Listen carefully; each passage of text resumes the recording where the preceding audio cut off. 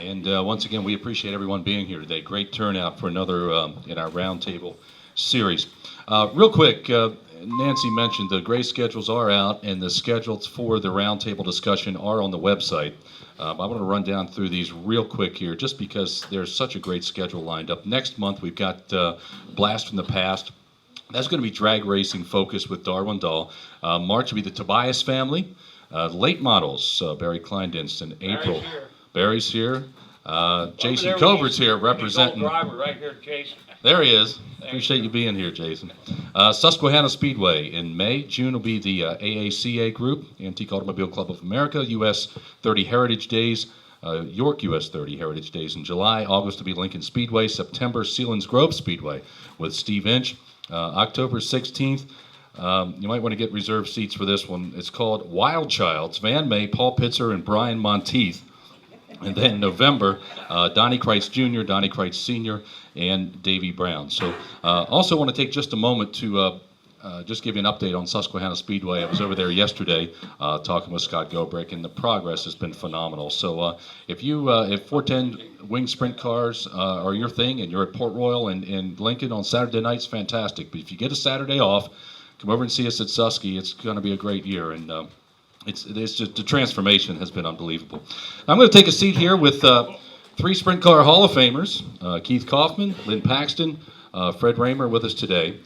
And think about the level of accomplishment. These three gentlemen, we're talking just shy of 1,000 career wins combined. That number would have been eclipsed if one of them hadn't walked away from the sport 20 years early, but that's a round table for another day. I got scared. No comment? You got scared. Oh, yeah, right. Okay. So, yeah, there's so much ground here to cover today, so we'll get rolling. To my right, your left, Keith Kauffman. I think it was 2000, Knoxville Nationals, maybe, the TNN broadcast. Bobby Gerald referred to you as the ageless wonder. And, man, you'll be, what, 66 this year? 66 in June. 66 going on 35 is what it looks like. So catch the folks up. You and I were chatting a little bit downstairs. What are you doing with yourself these days? Right now I'm still working. Can't afford to retire like some of these other guys. But, you know, early especially. So.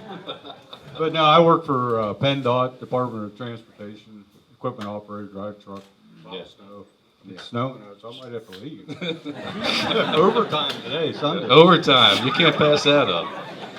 Keith, it's interesting for those of us who weren't directly involved in the sport, you know, say maybe when you got started, the names that keep coming up. Billy Gettle's a guy that we've had here a number of occasions, and you mentioned him earlier during conversation. He's a guy that did some work for you when you first got started. Yeah, like the first 10 years I raced, when I was knocking all the fences down with him in the cars, yeah, I was as bad as Fred here with his kids probably too. But Billy, yeah, that's where we used to get our motor work done. You know, I've made at least one trip to Lebanon every week. You know, breaking something, doing all that. But anyway, he did all his motor, did all our motor work, so I knew him pretty good and used to see him quite regularly. You got started 1970? Right. Is that right? So folks know you, I think, primarily for wing sprint car racing, but tell us how you got started. Were there some go-karts in your past? Yeah, a little bit of go-kart stuff. Actually, my dad belonged to the fair board at Port Royal. I grew up, born and raised on a farm, but actually went to the races, kind of always a car nut, kind of always liked that speed, and used to hang out at the racetrack all the time. You know, I actually worked there some before I even started racing. I sold tickets and all kinds of stuff. But worked there, but that's kind of how I got interested in that. I know Fred has a modified history. Lynn's got a couple victories in late models. You've done some late model racing as well. Well, a little bit, you know, when I started, a little bit of go-kart stuff, some quarter midget stuff. I actually raced that when I was in grade school. They had a little local track up there. But some go-karts, did some other stuff, and then went right straight into the sprint car stuff. And, you know, I actually ran a late model a couple of years, too. There's his first car, right up there. See that beautiful blue thing? Look at that young kid stand beside it there. The old Able car. See, the old super modified. Wow. It was actually a copy of the one, the Able car back here was a mate to that, probably This- before this- that one. That one was preceded that Yeah, one, yes. Yes. All right.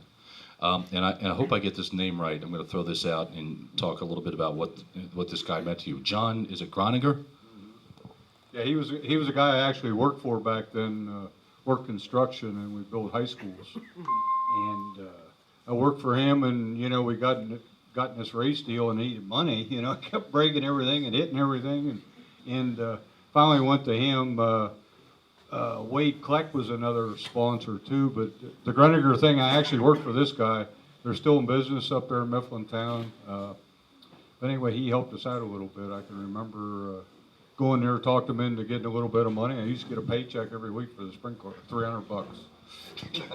Well, that was pretty decent money then, huh? Yeah.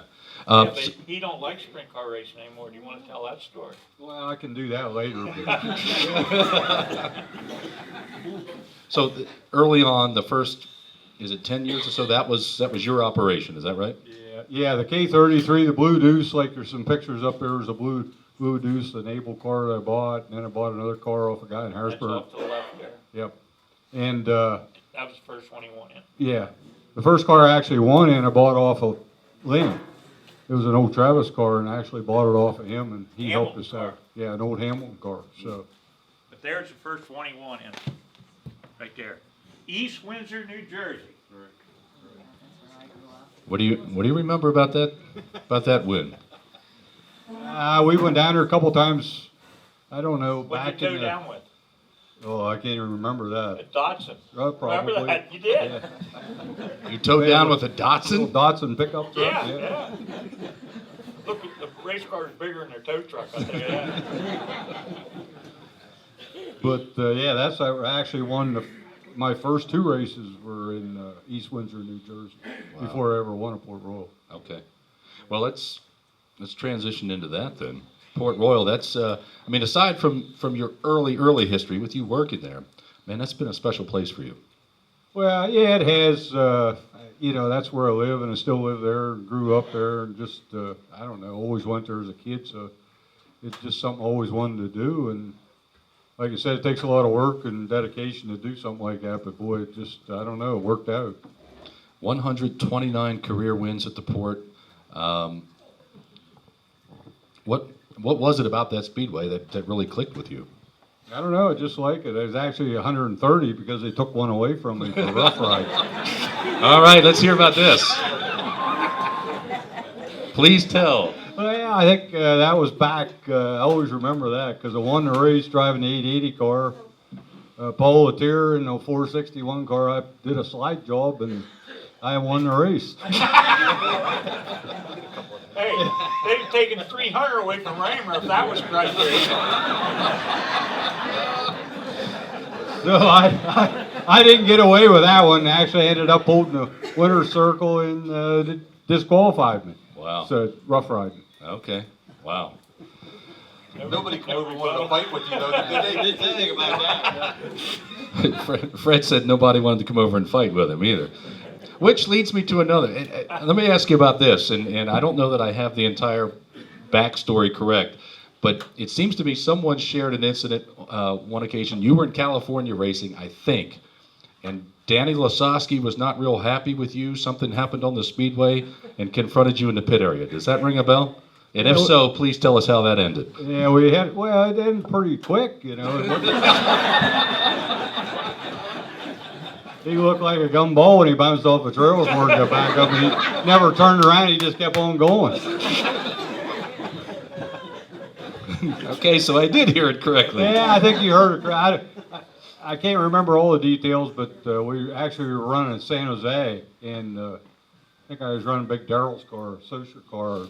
I don't know. We were in a feature, and it was a daylight race, running around the bottom, dead slick, the last lap going in the fourth corner for, I don't know, 6th or 7th spot, and wham! He hit me in the butt, you know, just to get one more spot, and I drove the fence. Well, it wasn't a fence there. I drove the track. I went and finished last or something, so I had to go have a little talk with him. Oh, yes. Owners. I want to get back to owners. You have, when I look down through your resume, there's A lot of big names on that list of owners. Bob Hampshire, Walt Dyer, Gary Stanton, Roy Morrow, Scarpettas, Bob Stewart, Weichert, Hamilton, Middlesworth, Trone, Heckman. Those are just a handful of them. I think that says a lot about you as a driver, that teams at this level are seeking you out. Well, I guess, when you were having those good years and, everybody kind of wanted you. It was a dog-eat-dog business, The best drivers won the best cars, so that's kind of the way it works. Fred knows how that works, especially when you drive for somebody else. If you lose a ride or something, you need a ride, well, you got to make room, That can work two ways, though. You got fired so many times, you had to get another ride. Isn't that true? You're always the I optimist. only ever got fired once, and that was over the internet, so I don't, that's all I That know. don't count. I know he always used to say that I was looking for a ride when I got this one. And I'd be worried shitless, and it never bothered him.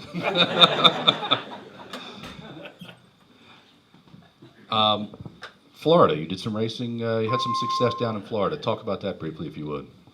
Well, when you did this stuff for a living, you wanted to race as much as you can because that's how I made my money probably for 20 years. That's all I ever did. So it didn't matter where there was a race, like February's coming up, Florida's coming up. You had to find something to race, You wanted to go make some money. So, yeah, that was... that's just the way it worked, So I tried to go to Florida every year if I didn't have something to run, So at least get down there and hang around with carrying my helmet bag and, bug them guys that said I could do better than him, I read a piece not too long ago, Keith, and I'm going to paraphrase your quote, but essentially you said, when opportunity comes along, you've got to be ready to take advantage of it. Talk about your involvement with USAC. Well, there was a couple of years, I don't know, there was a couple of years there that didn't have real good sprint cars, probably the best sprint cars to drive in the world. And USAC, the Silver Crown cars they had about 8 or 10 races a year. And like I said, I was doing this for a living. And that was back in the early 80s, late 70s probably. And they all paid $10,000 to win. That's a lot of money. Yeah, they paid good. And like Lynn said, they all paid good. So we were out beating on the doors trying to find some of those cars to run. And fortunately, I did. I did it a couple of years, found some cars to run, had a little bit of success, and it was another way to, as long as you could keep one of those owners happy and a sprint car guy happy, it worked out real good for you. I believe it was fifth in the Hoosier 100, and then you won the Nazareth 100, right? The Gold Crown race. Yeah, that was probably, I'm not sure about the years, early 80s, 81, 82 probably. That was like rookie of the year. And that radio. Yeah, radio hospital car. Yeah. There's a picture of it hanging up over here on that wooden board there. A white car, a 58 car.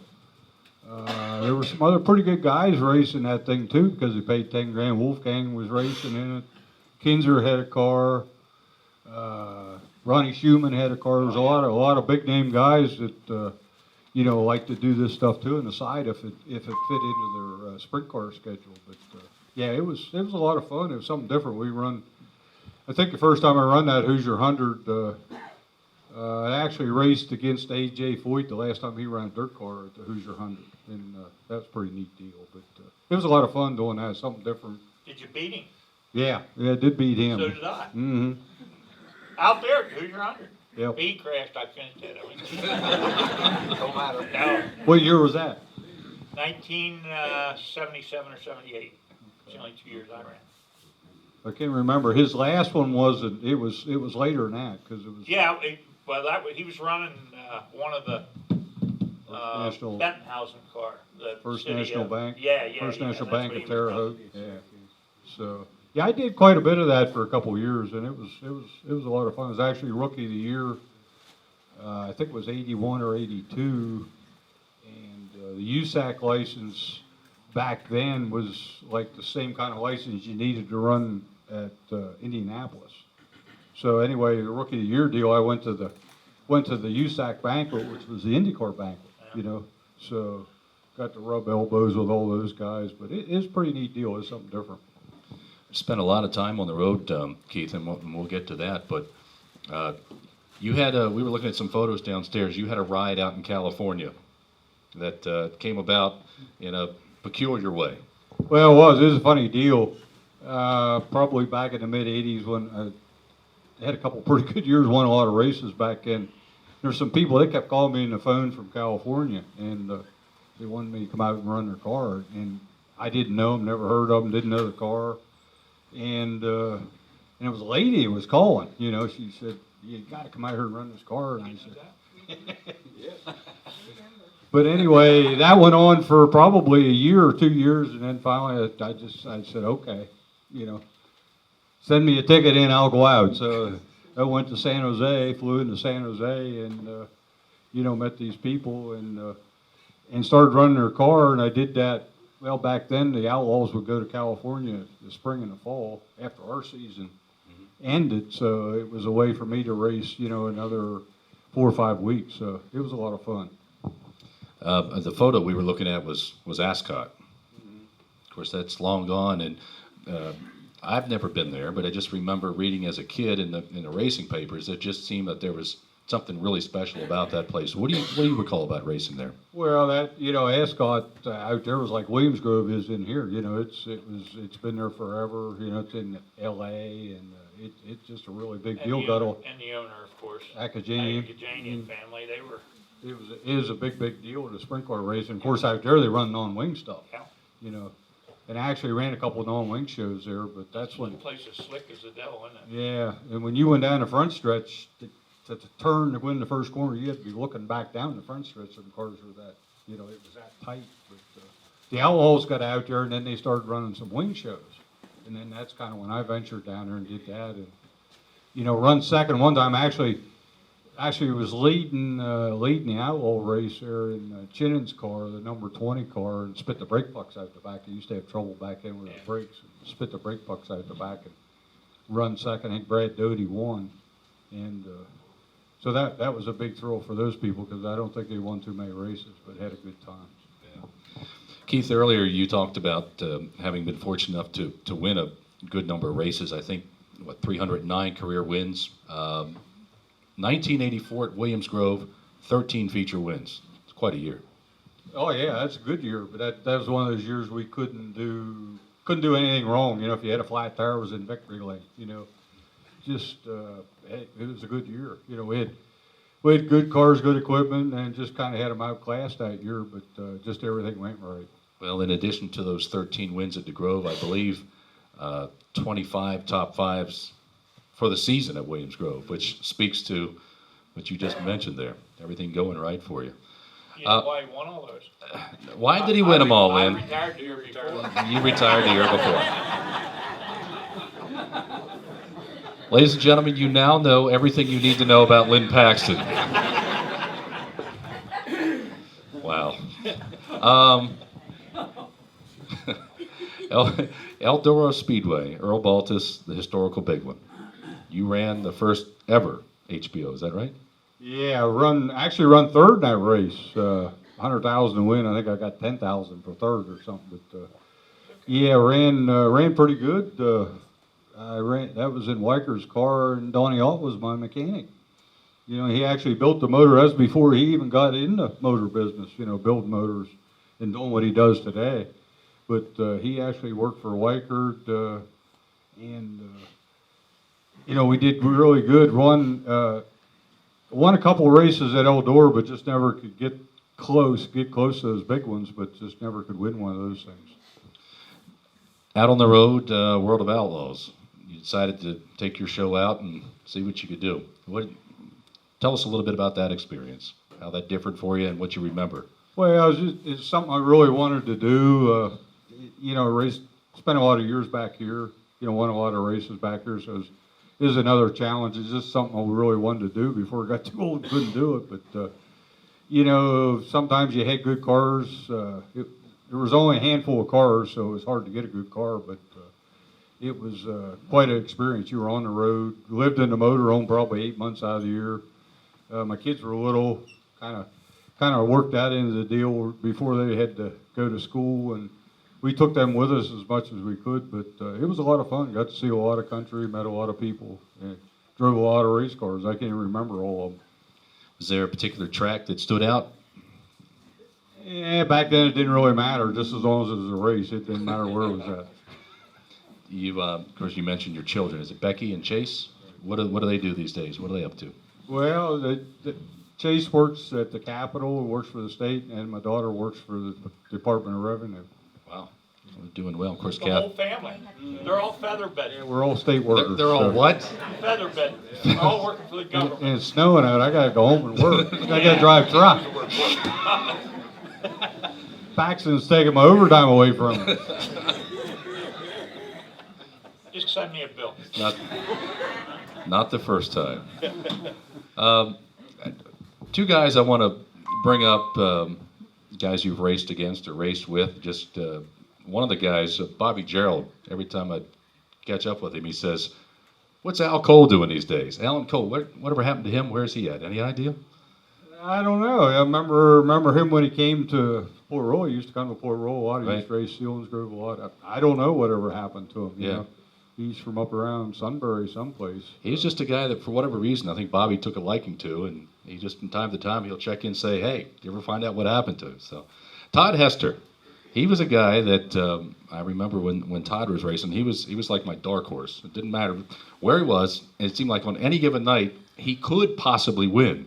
Of course, he could be involved in an incident as well. But Yeah, talk about Todd. he's still around. He actually helped after he quit racing. He helped a little bit at Port Royal, maybe tech man or something. But he actually did that. He still shows up at Port Royal once in a while. I see him quite often at Port Royal, but not racing anymore. But Yeah. I think he's involved with a car. I think he owns a motor for.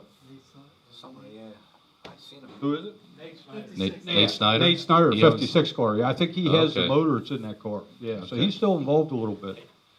Make sure you recognize our historian over there. Oh, Brian Householder is Brian over here. Alford, Yeah. To, He's the one who keeps all the facts straight. He's gonna take over after Lynn retires. Oh, no. I gotta call him and ask him. He's our fact checker. Yes. All right. He should be getting paid overtime. Best Al Hamilton story. Oh boy. I don't know whether I want to do that or not. Okay. Okay, well, Paxton will give us a good Al Hamilton Oh, story. yeah. I'm sure of that. Yeah, I- I broke his nose. You broke his nose. Okay, well, there we go. And I forgot to mention this, I'm sorry. The way we usually do things here, if you have questions and we're on a particular subject, give us a shout so we can get the questions to the guys here on the panel. We don't want to bypass you, so don't be shy. Okay, Lynn, we'll pass it on down to you. What? Best Al Hamilton story. All right. Well, now always takes a I'll while. try to make it quick. Has nothing to do with the race car. We were snowmobiling up there. Okay? And at the time, Mitch was driving for him. Of course, Mitch was along with us. I broke something in my sled. I had to go back to my cabin to get it. So we left the other group, Mitch, myself, and Al. And Al was nuts on the snowmobile, completely wacky. Well, anyhow, we went back and got it fixed, and we had to go back and pick the other group up. And I'm telling you, it was like the Mojave Desert, these big drifts and down, and we were going up and over, and you couldn't see the guy in front of you. Well, Al was leading because he knew his way. I went up over this mogul, and there Al was, throwed him off the machine. And I locked her up, and my ski came just about to here on his open helmet, and I got her stopped. About that time, Mitch was behind me. Wham! And he hit me. He went over top of me. It drove my ski right up into Al's helmet, broke his nose. Tore the windshields off and everything. So Mitch, he's trying to get his sled back up. Of course, I got the blame because I'm the one that did it. So I'm there. I got an oily rag out of the back seat of my snowmobile, and I'm trying to get the blood stopped. It looked like I was gutting a deer there. And I was stuffing this up in his nose. We gathered everything back up and took off. Now, if you ask Al today, he'll say I'm the only driver who ever broke his nose.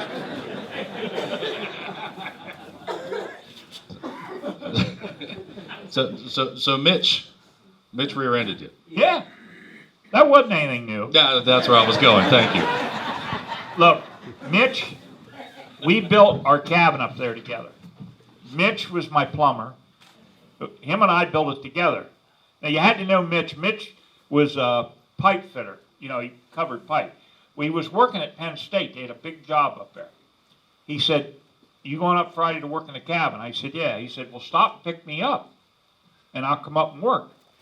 What I didn't know, he was getting paid on that job, and we had to get a new bowl and all the plumbing supplies. When I got there, he had gone around the job, gathered everything up.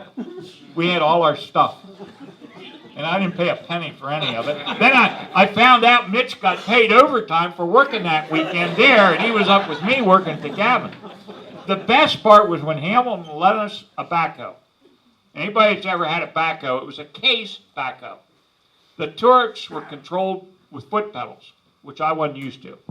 So I had Mitch down in the hole laying the pipe, and I'm trying to run this turret thing. Man, I'm hitting a tree beside here and there. I about got Mitch about 3 times. It's a wonder nobody got killed, but it worked. We got it done. True story. I can't make stuff like that up. How is it you're still alive?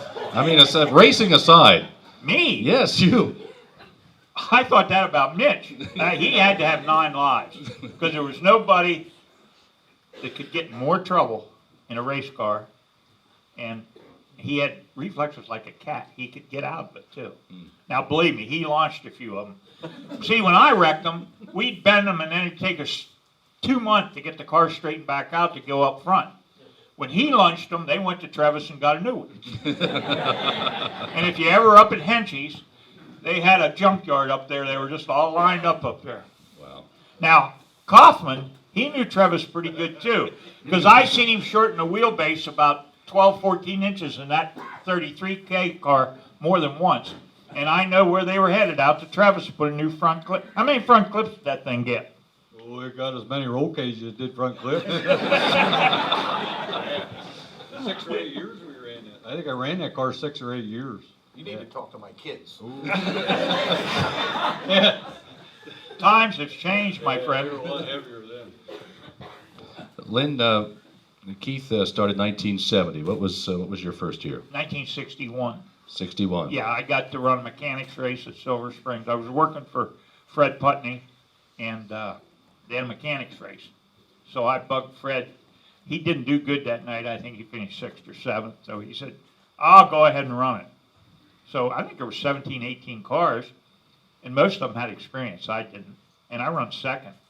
And I was just proud as a peacock, but nobody talked to me. I must have scared the hell out of everybody. I don't know. So at that point, I knew I wanted to drive. I didn't just want to work on them. And what were you running that night? What were you driving? It was a Class A. It was a 33 Ford 3-window coupe with a flathead Ford in it. I mean, that's what I started in. Yeah. You grew up around racing. I did. I grew up 4 miles from Williams Grove. My dad had a garage and an auto court. So all the racers going to the Grove, that was the last stop to get gas or what have you. I saw Chitwood and them. They'd stay in our cabins there. Yeah.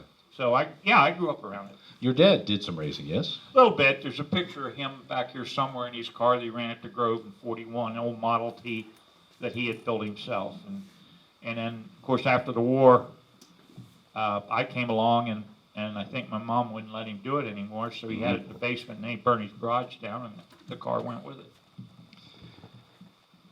We know about your success locally, Williams Grove. I think you're, 4th at Port Royal all time, 63 wins there, I think. When I retired, I had them all. Yeah. But then these guys just whacked the crap out of me, both of them, So what can I say? Well, there again, you had 20 years left. No, I didn't. No, and I'm gonna say this just as a compliment. But I mean, here you are, National Sprint Car Hall of Fame, and forgive me, I forget the total wins, but we're somewhere in the neighborhood of 225 to 250, and you walked away at age 39. Yeah, I like a lot of different things, and these guys were dedicated racers. That was it. Okay. Yeah. Well, I was a little different than that. I always liked a lot of things, and sometimes I had to make a choice. And it was a tough choice sometimes. I knew I love running Syracuse. That was a good paying race. But I wanted to go to Hershey. I'd gone there since I was a little boy. I went up there. We didn't, you always practice on Thursday. Well, I didn't go up and practice. So I'd show up the morning to qualify. Well, the first time up, I put it in a pole by about a half a second. So they couldn't argue about me not being there in practice. The throttle stuck and I couldn't get it to shut off. It was too loud. Now, Davy Brown built a damn good big block, I'll tell you, and that thing would haul. And I got in the car. They had the car perfect. There was no coming in and changing anything. Boy, we went out and we were fast, Smoke won the race that year. I run second. Keith run third. But we had a brand new Coney locked out. We were out and going 7-second lead. Wow. And all of a sudden, things changed. In that car, I ground 3 tires off of it. And what happened, the left rear shock locked completely out. And it just screwed the whole balance of the car up. Now, Smokey, he won it. I think Keith passed me, then he had trouble right near the end. And I got back by him. I don't know why, but I know he run third. Yeah. But then the next year, qualified 11th. And if I'd have been there, we'd have been a lot better. And Davey was crumbling as only Davey can. And I said, well, I'm sorry, it won't happen next year. So the next year, my old buddy Keith ran it. Of course, I run second to Kinzer that year. And we came from 11th, went pretty good. And then next year, Keith ran it. And where did you finish, Keith? Second. Yeah. But I will tell you this. Second place up there was the most money I ever made in my racing career for one race. What'd you bring home? Well, 9-10 grand for second, something like that. Well, yeah. That was the Boops car? Yeah. Okay. Aside from Syracuse, where did you race outside the area? Well, we went out to, Al and I in 72 went out to run the Western World at Phoenix. Okay. And it was a mistake. Because I had flipped in a 150 lapper at Lincoln, and rock got in the injectors, and I did it in good. And instead of running the car a couple times, they put it back together. Now, we had to go out there and run without a wing, okay? Mm-hmm. And I'll tell you what, the car was terrible. I went out there. If anybody's ever run the Western World or at Phoenix, there's a junkyard in the backstretch, and it's real easy to get into it. And so we went out there, and Bobby and I, neither one of us, we were actually, the next week then we were going on to California and run, we were going to run out there. Of course, as bad as we were, we headed back home. So that was as far west as I ever went. Yeah. Today, during the off season, Lynn, of course, guys will go to Australia. And, Fred, you were down to Southwest last year. Your off season, you raced, but you weren't in sprint cars, right? No. Well, these guys all, it didn't work, So they couldn't make any money off their owners. So right away they wanted to go to Florida where there was racing, or I had a chance to go to Australia, okay? And they were hip shows, the first deal. The deal was, like Alan Made and Troxel, they build like 12 chassis and send them over. But the cars didn't come back. And they didn't want the Americans dominating. So the first shows over there, they told you who was going to win on a given night. Now, it changed later on. And I had a chance to go, but I was making money here in the wintertime. I was selling snowmobile stuff, and Keith and I both were into that. And I was making pretty good money at it. Probably doing better than Keith was because I had a connection to the factory. So I was kind of in the wholesale business. And I didn't want to go to Florida because it cost me a lot of money to go to Florida. You were also in the snowmobile racing business, weren't you? Well, me and Smokey. Smokey worked at AMF, who owned Skedaddle. And Smokey said, we go to these national shows. He said, those guys are looking for professional racers. And they want, so me, Bruce Larson, Bob Shawley, and then later on Mitch Smith. We put coats and ties on and went down and interviewed down at AMF. It was hilarious. Here we all are all dressed up, and they took us out and put us on a couple snowmobiles on the sawdust track they built down there, and we got to carrying on. Of course, crashed a little bit. They signed us up right there in the spot. Great deal. We got paid $125 a week. Doesn't sound like a lot of money. Unlimited expense account. Unlimited. If we went in and wanted to buy a pair of gloves, food, anything, unlimited. And every penny that we won, anything. You just wrote entertainment beside whatever it cost. Still selling AMF parts. I am, and I'm too cheap to do that. So I sell $1,000 a year out of that old crap. Yeah, the antique guys calling me from Minnesota and what have you. I've been trying to sell it off for $5,000. I hate to do it because I just sold about $500 worth last week. Well, there's more to it in life than just going around the ring. Well, let's get back to going around the ring. All right. We talked, of course, when we were talking with Keith, we talked about the success he's had there. We mentioned your wins. You had a couple titles up at the port. Yeah, we went good up there. There was a point in time where we were the guy to beat. Actually, when Keith started up there, I used to pick on him a little bit. I knew he was going to be good, but I'd agitate him a little bit. And his mechanic at the time, Kurt said, "You make Keith nervous," because I'd pick on him a little bit.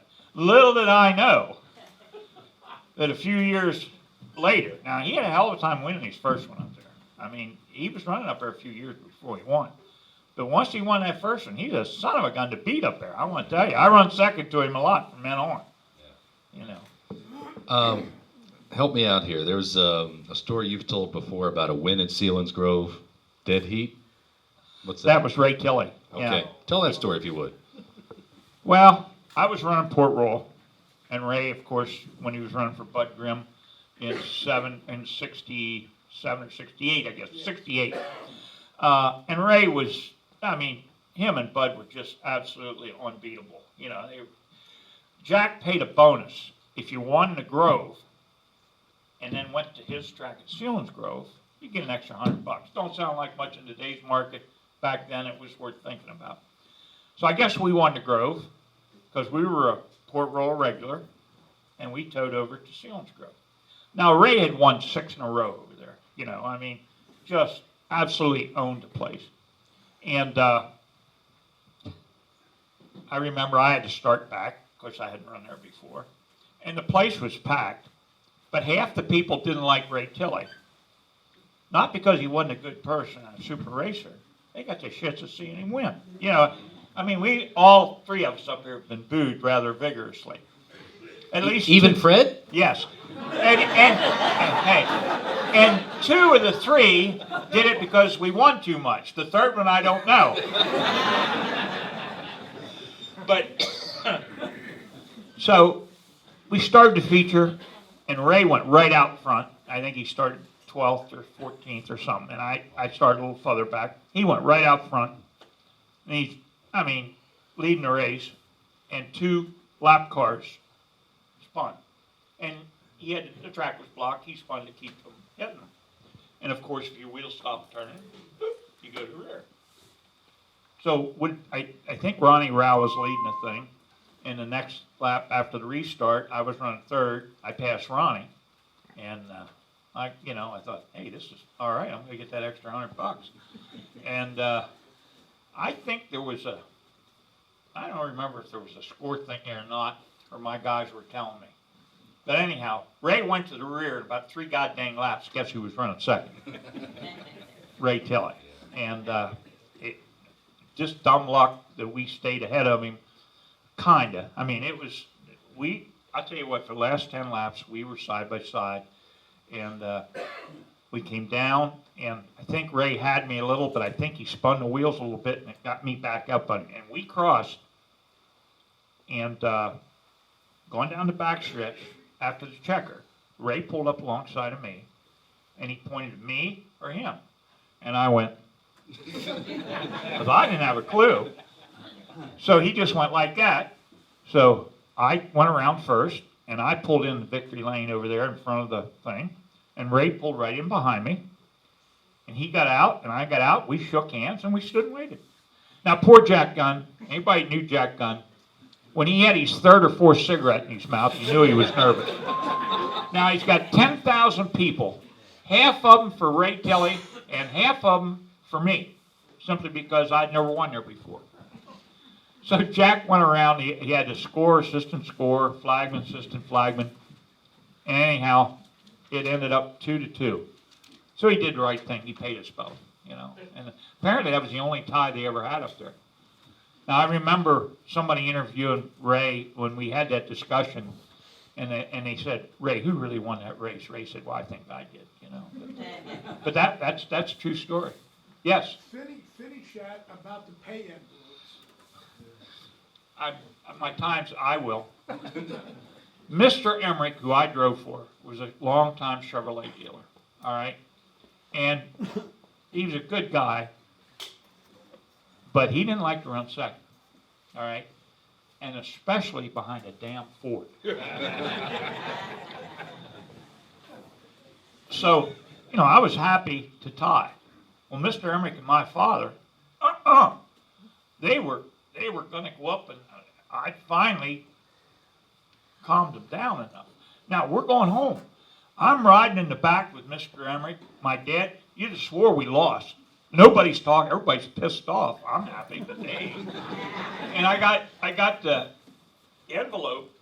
I always picked up the money. You know, the brown envelopes that you used to put all the cash in?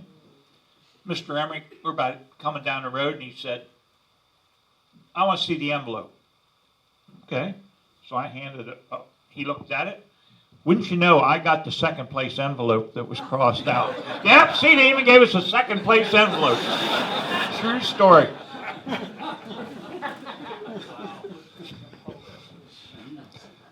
Selinsgrove Speedway, was that the same configuration today it was then? No. No. They took the inside groove out. There used to be a 8-foot around the bottom. They put Okay. the fence out. Because I noticed that I hadn't been there for a few years, and I went up and I looked the racetrack over. I said, you guys moved that inside fence out. They said, how do you know? I said, because I know how I used to run this place. And I wouldn't be able to do it, you know, the way they did it. Was it, for the times, was it as fast then as it is now? I think the track was faster back in the day, track-wise. Right. Now, equipment-wise, Right, not right. so. You understand? I just think you could do more with the racetrack. There was moisture in the bottom. They get rid of the moisture everywhere else. And then late in the feature, you know, Davey'd set the damn car up with a full load of fuel and everything. If you raced that car hard early, you're going to dump it. It was the car with cartwheel. Everybody said, well, you goof around. I wasn't goofing around. I couldn't race the car hard for a while. But them rabbits would get out and be gone, you know? And then when the track would give up, I could run that thing and drop her on the bottom and just absolutely flat stand on it around, you know, and just run them down. I mean, I could close a straightaway on them and pass them. Poor Alan Klinger, he'd go nuts. But it was just the way we set the car up. We Yeah. won a lot of races that way. Couldn't do it now, though. Won a lot of races at Williams Grove. 43 wins, 6th all time. That's good.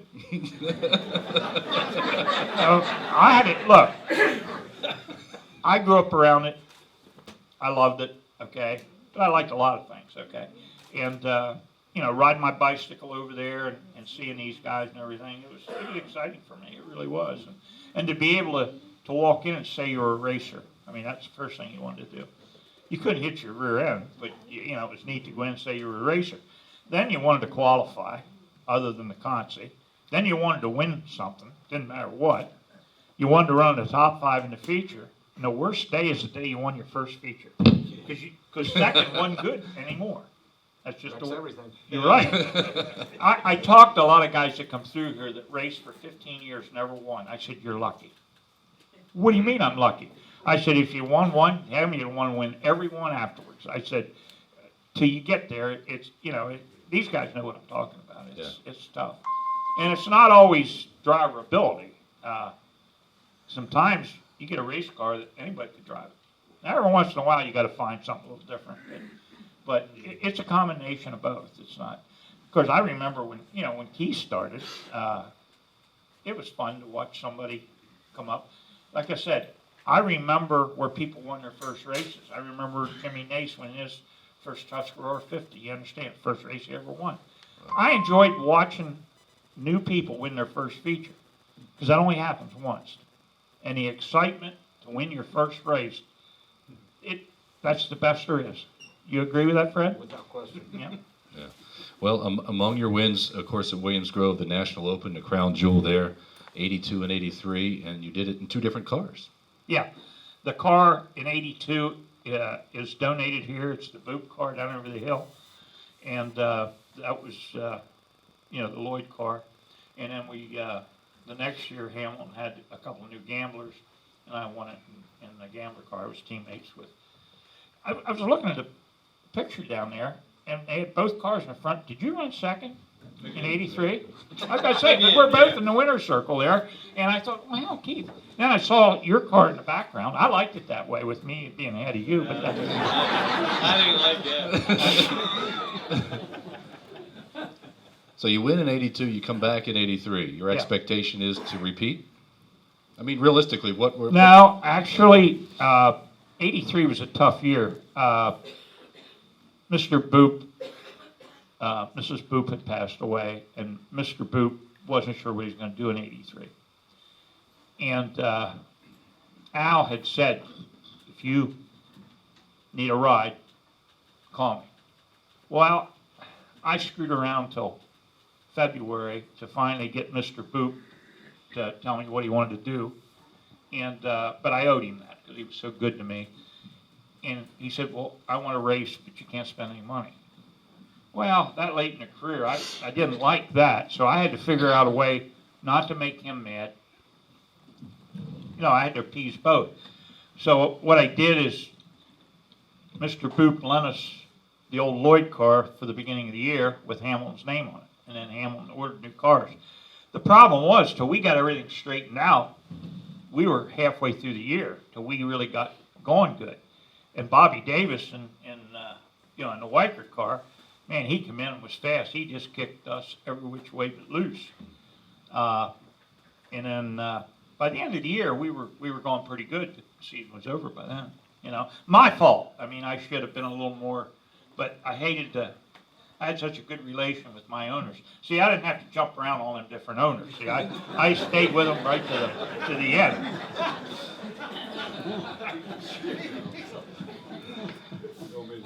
Yeah, go ahead, Keith. For those of you in the back, Keith said, you want me to say something? Yeah, but Keith has to admit, anytime I needed somebody that I couldn't go late in the year to a big race, I always told him who to get, Same way when he came on with Al, I knew that I was going to run a limited schedule in 84. Didn't happen that way. Right. But so I suggested we bring Keith on midway through the year, which we did. We were teammates. And of course he took over, and man, 84, they had a tremendous year. Right, right. But I did drive with him in 84, one race. Remember that? Al called me up late in the year, big race at Hagerstown. He said they wouldn't let Keith take the second car out or something. I don't know what it was. He said, would you come down and shake down the second car? And I wouldn't have done it for anybody else, but Al asked me to. I said, yes. So I took my helmet bag, and I hadn't been in a race car for a year. And we went out in the first warm-up period. Keith and I both were in it. And I remember only a year out. You don't forget nothing. So, crap, I was a little better than he was, and I was just gonna. Keith, you want to say something? No. I meant the car I was driving. Yeah, was a little whatever. better than the car he was driving, and I could see that he was having a little more trouble than I was. And I come up and I was going to pass him, and then all of a sudden I thought, shit, I ain't been in a race car for a year, and all I got to do is flinch one time and take both Al's cars out. So I just kind of left it go. We kind of come in that way, and Al said, "Do you want to run the car?" I said, "No, I want to go home." And as a matter of fact, I talked to you about, I thought my car was better and why and everything, just helped him a little bit, and I left. And I'll never forget it. I drove a Corvette down, and I was leaving, And Frank Saggy, as you all know, you could hear the Frank. Frank said, and coming out of retirement, I mean, he was ricocheting off the thing as I'm getting in, saying I was going to start 17th in the Conchi or something like that. And I'm going up the road, and I'm hearing him still blowing off. Enough said about me. Why don't you get to him? Well, we will. We're closing in on 2 o'clock, so we're going to take a little bit of a break here, let folks stretch their legs, then we'll come back and talk to Fred. But before we do, for anybody who's been downstairs against the far wall, would be to your left as you're facing me. There's quite a collection of engines down there. So if you look at the transformation of the racing engine through time, a number of those are your personal engines. So or you donated them. Over the years, I did put a lot of them together, put a lot of time and effort. But I'm somewhat of a businessman, and at the end of the year, if I made too much money, my way of giving something back is donate. So over the years, if I've had a good year, I'll donate. So I actually probably don't own it. Even though the signs say I do, it's baloney. Most of them do belong here. So at the end of the year, if I've had a good business year and I got to pay a lot of income tax, I just donate $20,000 worth of stuff. Uncle Sam said you own them. No, I don't. The paperwork is all filed and been tested, I'm telling you. But I do that a lot. And of course, my kid says, well, why do you give $20,000 away to sell you 5? You know, and that's about what it is. And I said, well, I want the stuff to stay together. Right. And, I could have sold it, but I didn't want to sell it. I want it to be here where it could be seen. That's a pretty remarkable collection for those of you that are interested in engines, all things mechanical. That display downstairs is remarkable. It's laid out in a very neat way. If you look at the very first one is Henry Ford's Model T. And actually the accessories on that ran right here at Latimer Valley back in the 20s. He built 15 million of them from 1908 to 1927. That's how the average guys like us could afford to race. If we'd have been back then, we'd have had a Model T because they were cheap. 20 horsepower. Okay? Then below it, we have that Chevy, the 900 horsepower Chevy. So there's 100 years of sprint car racing from that Model T down to that. And then it goes on and shows you. It's a very good representation of different things from different places. I'm real proud of it. So 83 National Open, what did you have in the car, engine-wise? Well, we had probably one of the aluminum big blocks in it. Everybody thought the track was going to be real slick, and everybody was putting small motors in. Well, I had broke my small one. Davey had a good 400, but it wasn't near as reliable as the big block. But it was a lot easier to drive. And we made the decision to stay with the big horsepower, and we were just going out and lead as many laps as we could until, the thing finally, wheel spin with those big blocks was a real piece, Yeah. And they tried something new in the racetrack, and it held the moisture all night, and we were quick all night. We really were. I mean, it was dumb luck, I guess, but we won it. Phone's buzzing up here. That's a distraction. That you got to donate $10. You got to buy a ticket in that car with the phone or whatever. Speaking of which, the tickets on the cars are $10 a piece, or 3 for $25. Paxton offered me 2 for $25 is what he offered them to me. So thanks for that. Yes, question here. For Lynn, you said the first race you ran was in a Class A, but didn't you run the hobby cars in Silver Spring for a while? They weren't there yet. That was 61. The hobby cars didn't show up till the next year. You ran them. Oh yeah, I built a 47 Ford Coupe. Me and Dick Bear, I'd drive it one week and he'd drive it the next. And we still work for Putney. We'd have the Class A there. The funny part of it was, the week I was driving it, you could sit on it to watch the other races. The week Dick would drive it, he wouldn't let anybody sit on our race car. It was hilarious.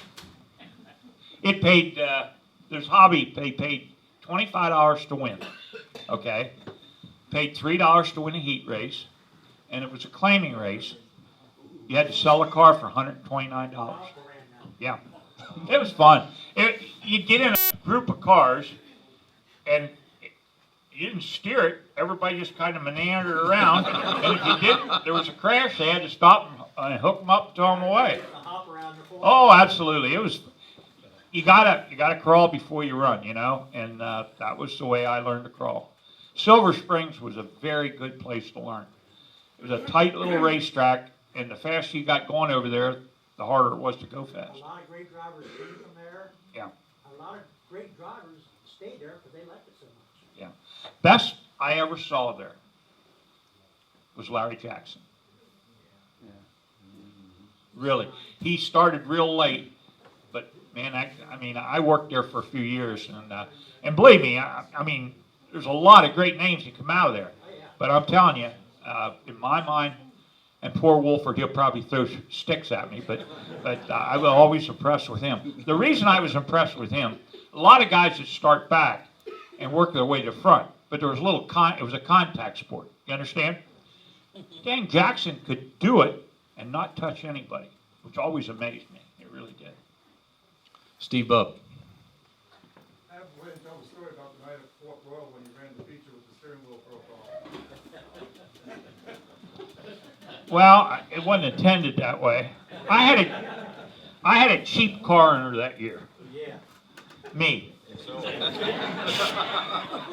And the problem was, I thought I was going to be driving for Hamilton that year, and I had just traded that sprint car up there that Keith was in on the K33. Well, we were going to build a new frame and sell that car. Well, I found out that I wasn't going to drive for Hamilton, and all of a sudden, I needed a car. So the car we were going to sell, I had to drive with his old components. So he had a steering wheel that had a real skinny, 3 of them, skinny chrome center thing. Yeah, and Ralph kept telling me, this steering wheel, I don't like it. I said, that's all right. Of course, he said, we need new set tires. All the hell with, I'll run them another. And there's nights we'd run second that the new tires would have made a difference. But as a car owner, I was the cheapest son of a gun he ever worked on. So that particular night, for some reason, we were running Selinsgrove that year, and we ended up at Port Royal. I don't know why. Anyhow, we had just heard from the week before that Barry Camp was going to win the race, and Jay Myers had run all over him, crashed him, and Jay won it. I mean, we heard that pretty loud and clear that Jay was not real, and good. So we came over to run, and we were going pretty good. And man, I had to start 16th or whatever it is, but man, I mean, boom, boom, boom, right up to second, and I mean about 3 or 4 laps, and I'm on camping, and Barry's, you can always tell when his elbows come up, he's getting tired. Now I wasn't tired yet, but I caught him so fast, and I'm going to try to pass him. I'm going to go, try to go by him, and boom, one of those lugs broke off the steering wheel. Now there's only 3 of them, so that meant the steering flopped down. Now I'm trying to hold the thing up and steer it. Now the line you got to run. You don't do it very well when you're moving or the steering's moving. Now I'm worried about running over Barry because he had just got wiped out, And the next thing I know, somebody's beating on me, Jay Myers. So I'm holding my own, not doing it. I'm sure I was all over the place, and these guys were saying, was I getting drunk or what was going on? Well, I'm fighting this, and I'm doing pretty good until the second one breaks off. Now the thing is boom, boom. I figured, oh shit, if I pull in, Ralph, he needed 25% of something, not 25% of nothing. And I thought, oh shit. So I realized I grabbed by the one spoke, and I went boom, boom, and with 2 to go, I threw it out in the back stretch. And I run the last 2 laps steering with them, the spokes. Barry won the race. I helped Jay Myers off. I came in, didn't say a word. Ralph looked in and saw the steering was missing. He didn't say a word, but I could tell he wasn't a happy camper. Now, as you remember, you used to have to walk down through the pits after you won. It was, you walk down, everybody congratulate you. So Barry came rocking down, and about that time, the backstretch flagman had brought this steering wheel over. And he brought it over and handed it to me, and he said, here, I think you might want that. I said, well, thank you. About that time, Barry comes down through. He's got the trophy. And I handed it to him. I said, here's the reason you won. And he took it. And he's still got it in his trophy case today. I tried to get it back. He won't give it to me. Wow. That's incredible. Steve, thanks. Thanks for bringing that up. Anybody else have a question for Lynn while we're on topic here? I'll get right to you then, ma'am. Was your first win at Susquehanna when they ran the bugs and the heavies against? Tell that story. Well, I remember my first loss at Susquehanna better than my first win. I'm leading the feature. I'd never won before, in that old CAE, that Ford powered number 1. And I don't have anybody, you know, I'm not used to being up front, so I don't have nobody giving me no signals. So I get out front, and it's like a 35-lap race, and all of a sudden I hear noises. I hear exhaust coming up on me. There's people I'd lapped. And there's nobody telling me anything, so, boy, I'm real running hard. I spun out with 2 to go. Did a complete 360, gathered it up. By that time, Abel went by. He won the race, and I run second. And he broke the track record by 17 seconds. It went nonstop. So that I remember a whole lot, because that was my first loss, and that really hurt. The first win at Susquehanna was in a late model. Well, in the bug against the heavies. Oh, you mean the Toby story? Oh, all right. Tilly. Huh? And Tilly. And Tilly, yeah. All right, first win I had down there, Toby was running the 54, the heavy, right? And Ray was, and Grim were winning everything. Well, Toby's out front. I get to second. And Ray, I don't know, Ray's pretty close to me, apparently. Of course, the heavy started up front. The sportsman started in the middle. The injected cars started last. You all ran for the same money, but you got a bonus. If you had a carburetor, you got an extra 100. So you could run second and make as much money as the winner. And the heavy's got an extra 100, 180, 60. That's the way. It was neat racing. You run 3 divisions all together. So Toby's out front, and Toby and I are pretty good friends. And I thought, man, here's this Dutchman. I'm gonna have I'm gonna have trouble. He got a rear view mirror in that thing, and I don't have anything like that. And I go in. It's late in the race, and we go into the third turn, and this big old hand comes out, and he goes like that. Toby. Well, it surprised me so much, I went under him, but I about screwed it up. I about, drove it through the wall. There was no wings or nothing then. And after it was all over, I won it, and I was real happy. And I see Toby walking over. I thought, there's a tough competitor just to let me go. He said, well, kid, you about gave that one away, didn't you? I said, well, hell, I didn't expect, I expect to do some hard racing with you. He said, look, I looked in my mirror. He said, I seen you, and you guys owe me a lot of money. And he said, and I saw Ray Tilley, who was winning everything. I knew I couldn't stop you both. I figured I'd let you go and hold him up, and he did. True story. Can't make that stuff up. Oh, my goodness. Yes, ma'am, you had a question. At Fred's Legend race at Lakewood, how come you couldn't give us a couple more laps out there? Thanks for coming. I was under contract. Now, Fred had talked to me the year before, actually before he retired, about doing something. And I gave him a positive that I would do something, all right? But I told him right then I would not competitively race, all right? So he put this thing together, and it sounded like we were all going to go out and go, head to head. Of course, I know that's a cloud praiser. I called him. I said, Fred, now remember our conversation.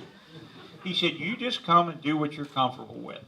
And that, in essence, that's how it all came about. So believe me, I was controlled by my family, all right?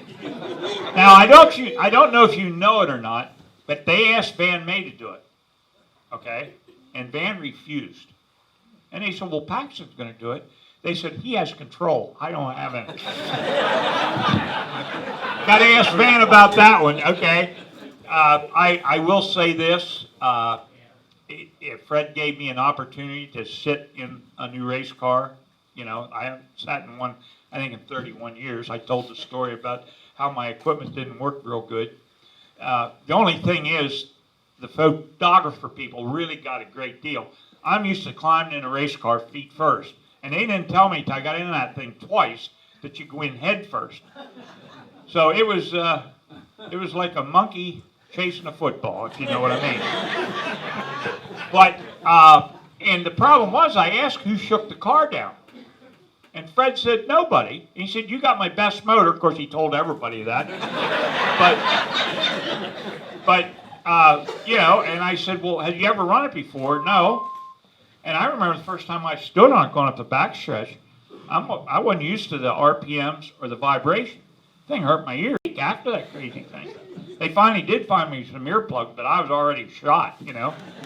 And I thought the thing was going to blow up the way it vibrated. And Donnie Ott was there, of course. I said, you know, I questioned him. I didn't want to ask. I knew he wouldn't give me a straight answer. So I went up to Ott. I said, "What's the story on these motors?" He said, "Well, you're turning a lot more RPMs than you used to turn, and that, yeah, they do vibrate a lot more." So that put me at ease a little bit. But my biggest concern was, that's the first night I'd ever tried to get in the car. I should have done like everybody else and got in a week or so early. At least I'd have been a little more dignified getting in the dang car. But if I'd have done that and Then learned, you lost control. yeah, and you know, as it was, the corners came up way too fast for me. I'd have had to work getting the car in the corner where it should have been, because what you had, I had a race car that his son won a couple weeks later with, same car, and here's this old monkey trying to get this newfangled thing around it, and the car was a whole lot better than the driver was that night. Okay. Yes.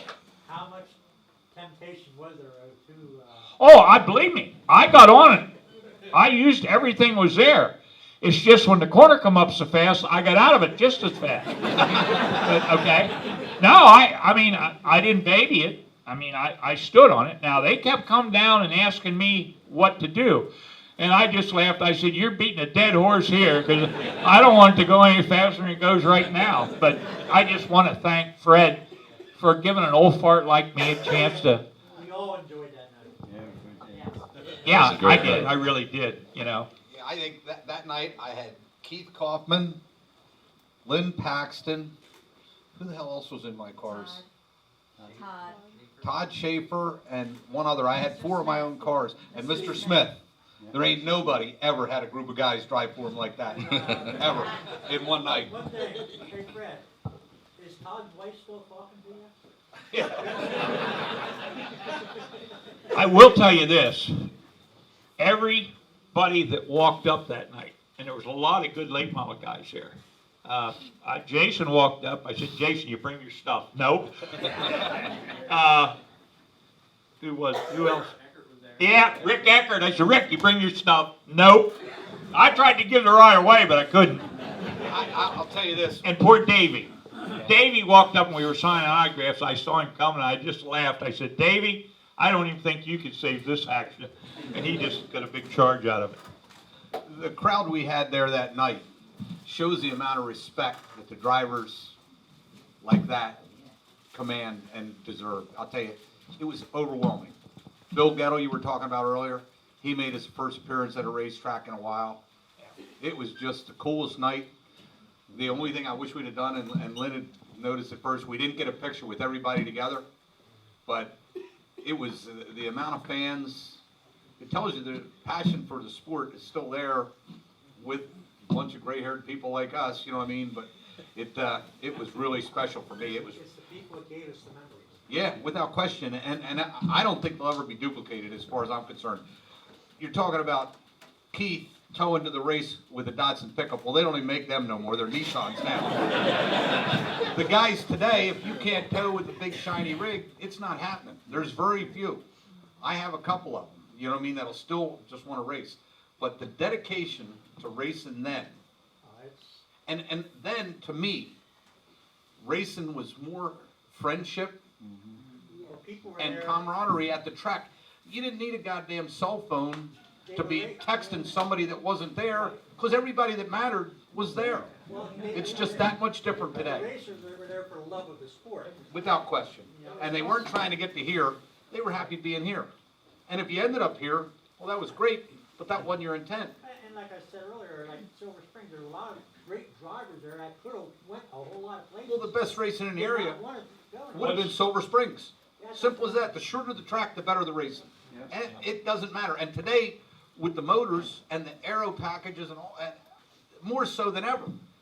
But the people that raced then, and this is my observation and just my hard-hitter, it was more fun. And again, that's coming from an old guy. It was more fun and more rewarding than it could be. I feel bad. My kids, you can only race in the area you're born in. But they missed what I think, and I'm sure the group before me said the same thing, but How many of these guys today could drive those cars without power steering and all that stuff? I tell you, the first sprint car I drove didn't have power steering, my pussy ass couldn't take it.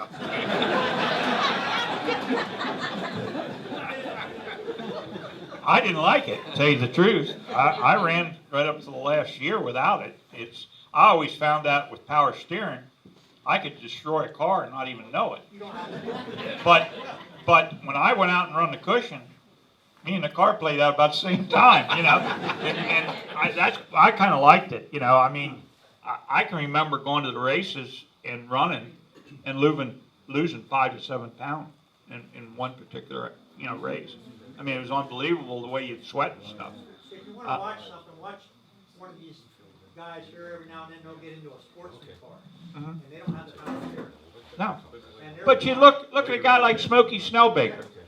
He jumped over in a sportsman and said, "Oh, no power steering." Well, he won the 100-lapper a couple times with, you know, an old geezer like him, you know, with no power steering. So, you know, old dogs learn, you know, but the game is different, and you can't change anything, you know. It's all money today. That's the problem. Back in our day, the cars paid their way.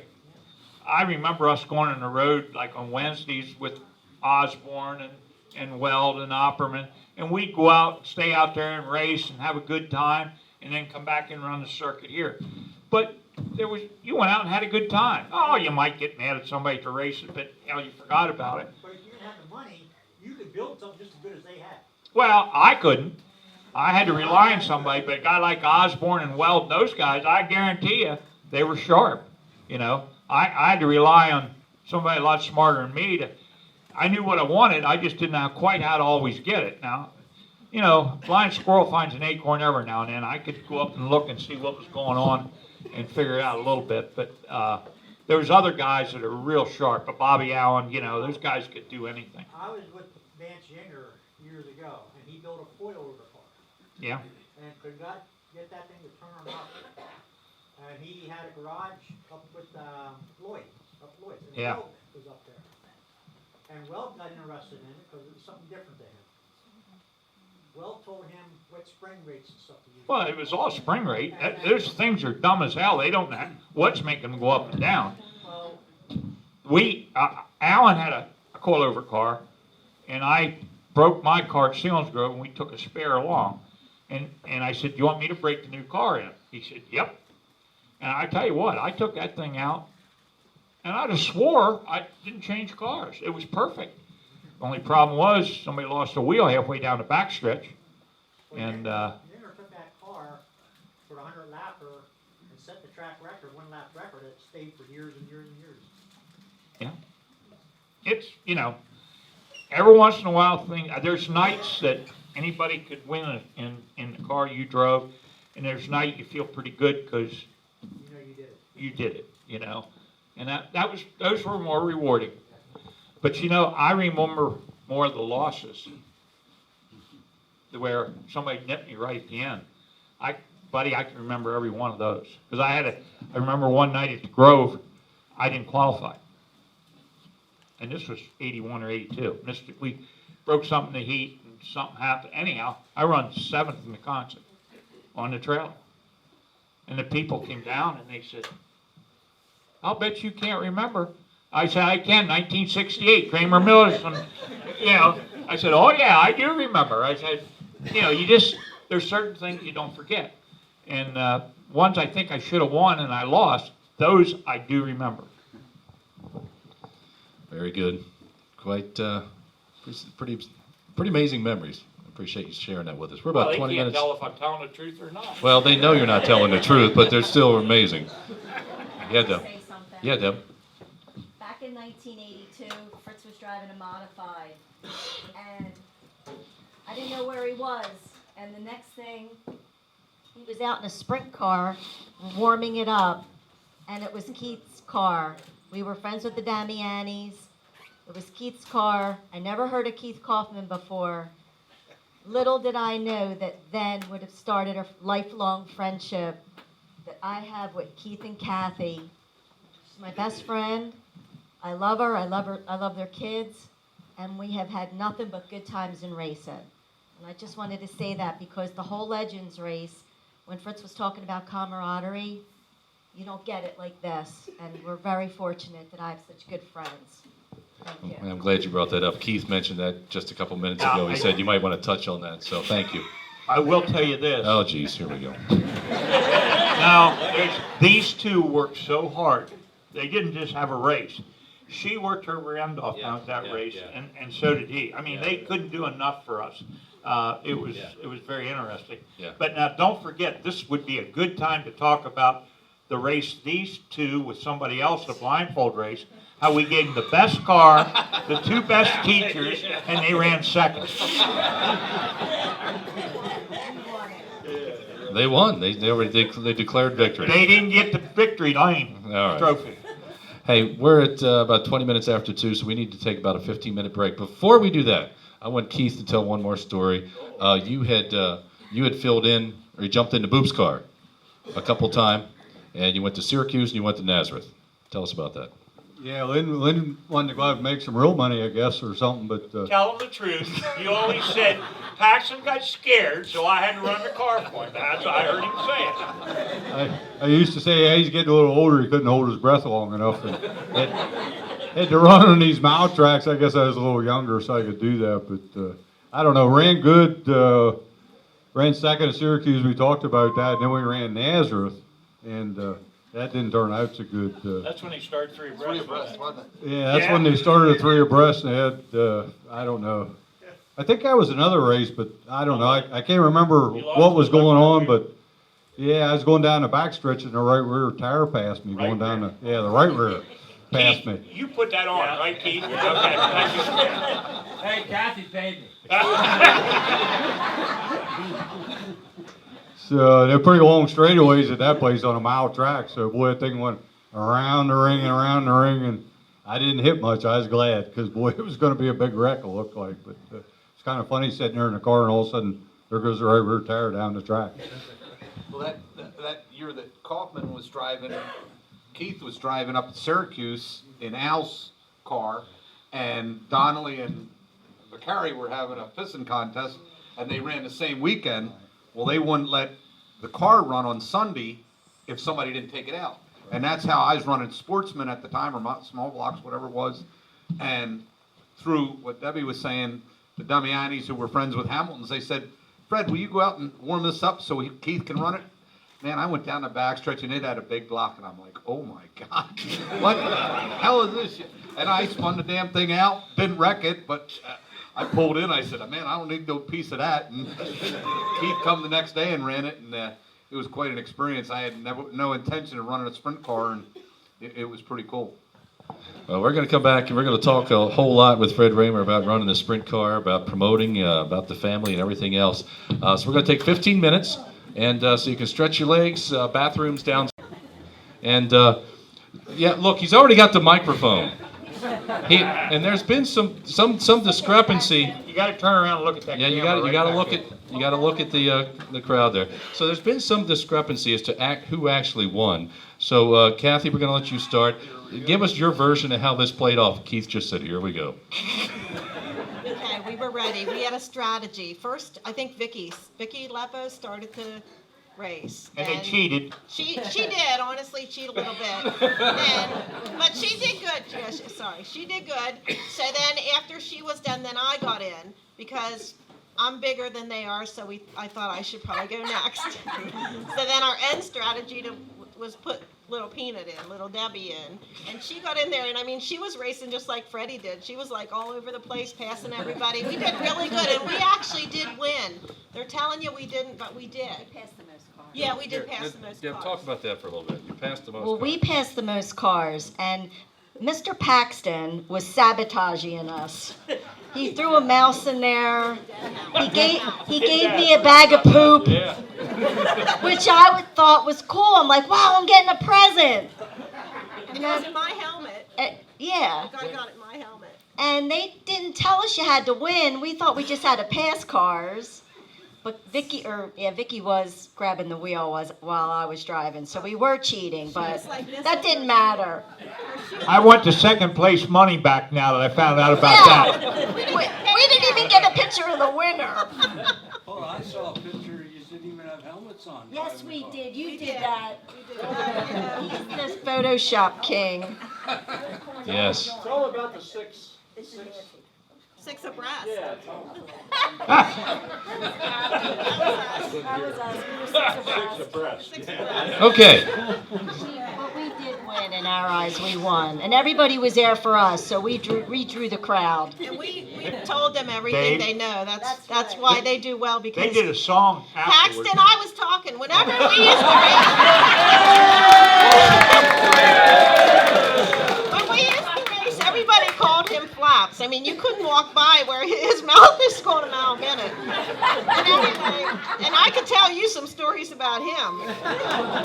Anyway, what I wanted to say was Tell behind about the every. matinee. I'm still talking. See, you can't get a chance. Anyway, behind every good man is a good woman, and here we are. Your winners, ladies and gentlemen.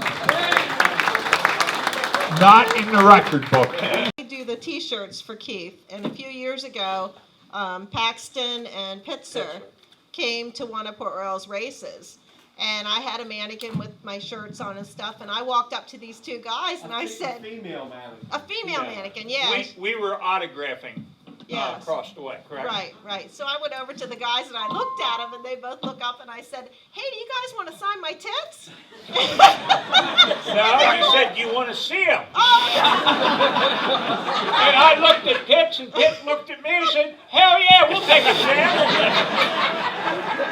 so I'm sure Keith was probably down in the pits, but those guys followed me over to my area and they had their Sharpies all ready and I picked up my She picked mannequin. her shirt up. I signed did them. not pick up my shirt. No, I mean off the mannequin. My mannequin, She picked okay. it up, I signed the left one, Pitts signed the right one. Is Bart Paxton here yet? No? And I'm gonna donate that to the Hall of Fame whenever. Oh, very nice. Very nice. When they start drooping. Well, Fred Rahmer, good luck following that act. Do you have any comment? All right, buddy, go ahead and grab that microphone there. And again, if you have a comment or question while we're going along, please get our attention up here. Fred Rahmer, what a career it's been, what a career it continues to be, because you're still actively involved, and we're going to talk about that. When I look back over your career and some of the statistics, and Debbie, help me out if I'm off here at any place, but statistics don't tell everything, but sometimes they are so definitive that they bear repeating, and it's remarkable. With 420 career wins in a sprint car, I'm showing 28 track titles. 2004, you had 4 titles: Susky, Selinsgrove, Lincoln, and Williams Grove. 19, I'm just picking and choosing here. 1998, 17 wins, 12 of those consecutive. And over the course of your career at Williams Grove, 9 track titles, and that was in 5 different cars. All-time winningest driver at Williams Grove and Lincoln. So when you look back over your career, you got to be pretty happy with what you accomplished. I know that when you started out, that was not your goal to be the best all time, but you've certainly cemented your reputation as one of the best of all time. Well, yeah, far from the best of all time, without question, but I overachieved for my ability, I would say, without question. You know, a lot of hard work and stuff like that, but yeah, when I started, it took me, I think, till the second year to win my first race. And it was at Port Royal, and just like Keith, I think I hit Todd Schaefer to win that one. You know, but yeah, it's pretty amazing and you know, hard to do. And you know, Lynn Paxton wins what was basically his last race and set an exit strategy that's hard to match. You know what I mean? Yeah. And obviously, if you win your last race, you weren't done winning. So, Yeah. like we say, you don't know how many he'd have won if he'd have kept racing, but you know, it is what it is. Well, you're one of the guys that was able to have that Cinderella story ending. You won your last race, and you know, I look at 2013, which is your last season. Keith, that was your last season as well, right? Well, I missed my last race. Hell, these guys won. But 2013, you had titles at Lincoln and Williams Grove, and that was the 7th time that you had done that you had won titles at both tracks. Of course, you won the National Open. Geez, I mean, what else was going on there? There was so much happening that year. Then you and the family garnered a lot of post race season awards. That was pretty special. Yeah, I mean, to win, I had tried for so many years to win the National Open, and like Lynn had said, you remember the losses. I think Mark Kinzer passed me going into one the last lap for the win at the National Open, but it was, you know, and in all honesty, my car worked really well. We had really good motors the last year, and you know, if I'd have been younger, there's no way I shouldn't have won 20, 25 races. You know what I mean? So I actually underachieved at that point, but overachieved for the way things were. I had, you know, I had been mentally beat up for a couple years, and the only reason I'm a hard-headed German, I come back just to show you the hell with you. I'll show you what I can do, and you know that was the whole motivation for me even coming back. And you know, in racing, what I've found is you got to keep motivating yourself different ways. That was that year. There was a lot of other instances, you know, that we used other things to motivate yourself. Yeah, I think 13 was your at least win totals. That was your best year in like 4 or 5 years, wasn't it? Yeah, and it's, you know, and it's like I said then, the people you race with beat you way easier than the people you race against. Yeah. And the previous deal I had wasn't working, and I got mentally beat up, but we come back and had a good year, and we're able to win the National Open. And to me, being able to win an outlaw race the last year I raced was really cool, because I know how hard it is to win one of them, because it took me forever to win the first one, and it was very rewarding. Yeah. National Sprint Car Hall of Fame, all three of you guys inducted. Saw some photographs from your induction, and you had some of your associates and sponsors there with you. They looked awful happy to be there. Well, yeah, because in racing, I've been very fortunate. I've had the same sponsors forever. My boys got the same sponsors, and we did it together, and we celebrated it together, and it was quite rewarding. Today, it's well, Donnie Schatz is coming off a career year, and years like his, as far as victory totals, are few and far between. I think it was 2004. You had 34 wins on the season. Yeah, that was that. I had gotten the boot from Al's ride, and it was at the time that I needed to get the boot because we weren't doing what we should. You go up to Al's office, and Keith and Lynn can probably both tell you, when you get called up to the office at Al's, nothing good's going to happen. You know, and we'd go up there, and he'd say, in his defense, he never asked you to do anything. He was. I enjoyed racing for Al, but when it's over, she's over. You know what I mean? And but he'd say, well, what do I need to get you guys? And I said, we don't need nothing. We got everything. We're just not doing the job together. And, you know, that was then, and I ended up getting back with Moon and doing a better job later. And we were very successful and with Joe and Timmy that year, and had a good time. I tell you what, I always race better, and it's probably because you are running good. When you're having fun, you're always doing better. And you know, I know Darrell Saucer, Keith drove for him, and Darrell's a great guy, but man, that's tough sledding there. I tell you that I don't know if I'd have been mentally tough enough to take running for Darrell, but he was a great owner and a good guy. But it was a lot of fun, a lot of them guys. Keith passed. Paxton tried to kill Hamilton. Do you have a favorite Hamilton story? Yeah, the one year, Carl Kinzer, who's probably Davy Brown, Carl Kinzer, Davy Brown, one way or the other, the best mechanic, he comes to the Grove and they get a flat tire under a red. And here comes Carl Kinzer out with a tube, puts the tube in the car, and they win the race. So the next week, Al said, get everything we need to do to make that happen if that happens to us. So we went out, we got a special air bottle, and we got the tube and all the stuff you needed to do it, and actually he made us practice. We practiced, well, it wasn't long. We're at Sealands Grove, and I'm leading the race. We got a hole in the tire, and there's no way we got time to change a tube, and Al's there, get that tube in that tire, right? Well, we put a plug in it, and it didn't last, right? And somehow, Al said something to me on the track. He said, you guys got, I said, you want the effing tube in the tire? You put the effing tube in the tire. Well, bad career move. And I had to go and apologize because hey, we didn't have time in my world, but I've been known to get excited under the Reds, but it was good. And I tell you, I love driving for Al. He was tough, but he wouldn't ask you to do nothing he wouldn't do. You mentioned Sealands Grove. You had a couple titles there back in 90, 91.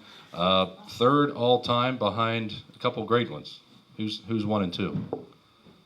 Tilly probably won, Yep. and maybe Nacy? Mitch Smith. Okay, there you go. Yeah. The third all-time at Sealands Grove. That's been a pretty good track for you. I loved racing there. We ran. He passed me up there? Yeah.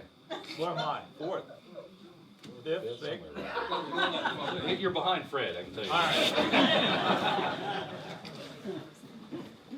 right. But yeah, I loved racing Sealands Grove. It was always a good track, and it's fast and fun. Yep. I'll never forget, Brian Monteith came to a York County Racing Club meeting one night. They interviewed him.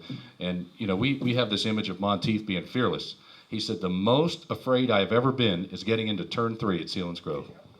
Yeah, well, you only got to go in as hard as you want to. But, for me, these guys, they talk about enjoying going to the mile track. Not this cowboy. I figured it was a good place to go die.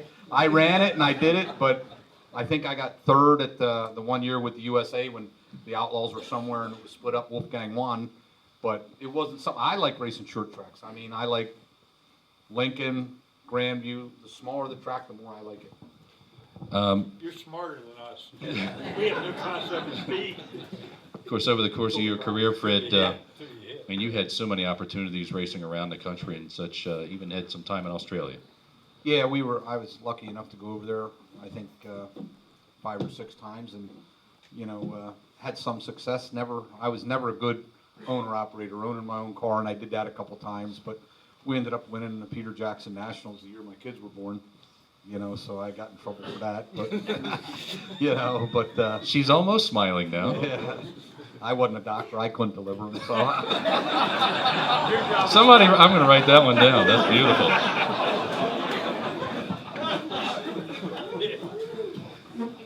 That's when I dropped mine off at the hospital. I said, my job's done, dear. You take care of it.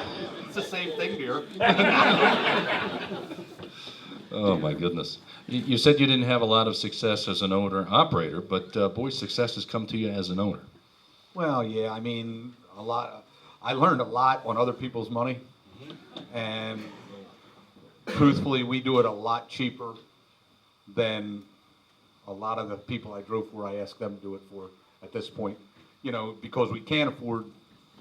But when we go to the track, whether it's a World Outlaw race or a local race, there's nobody got better equipment than us. So, but we've been very fortunate in hiring Stevie and all my sponsors being with us. And I'll tell you, having Stevie around for my kids, it's like having a million college professors there. I'll tell you, he's a good guy to teach. Talk about that choice, the decision process to choose Stevie as your driver. Well, besides being hard-headed, I'm ignorant. And I just wanted to show Chad Clemens that Stevie Smith, was the guy that could still do the job. And the reason he wasn't getting it done, and this is me, nothing to do with Stevie, is because he wasn't given the opportunity. And Stevie was always a great driver. I forget how many, I think he's got, what, 70 outlaw wins or something like that? Like something stupid. I mean, and any track, never says a word, just a super good driver. And, you know, I think the week before the National Open, I said I was going to have Stevie Smith drive for me the following year. You know what I mean? Because I knew it all along. I think it's fair to say, a handful of years back, it looked like Stevie might have been almost done, pretty well done. But I got to say, since he's been driving with you, he looks like he's having a blast.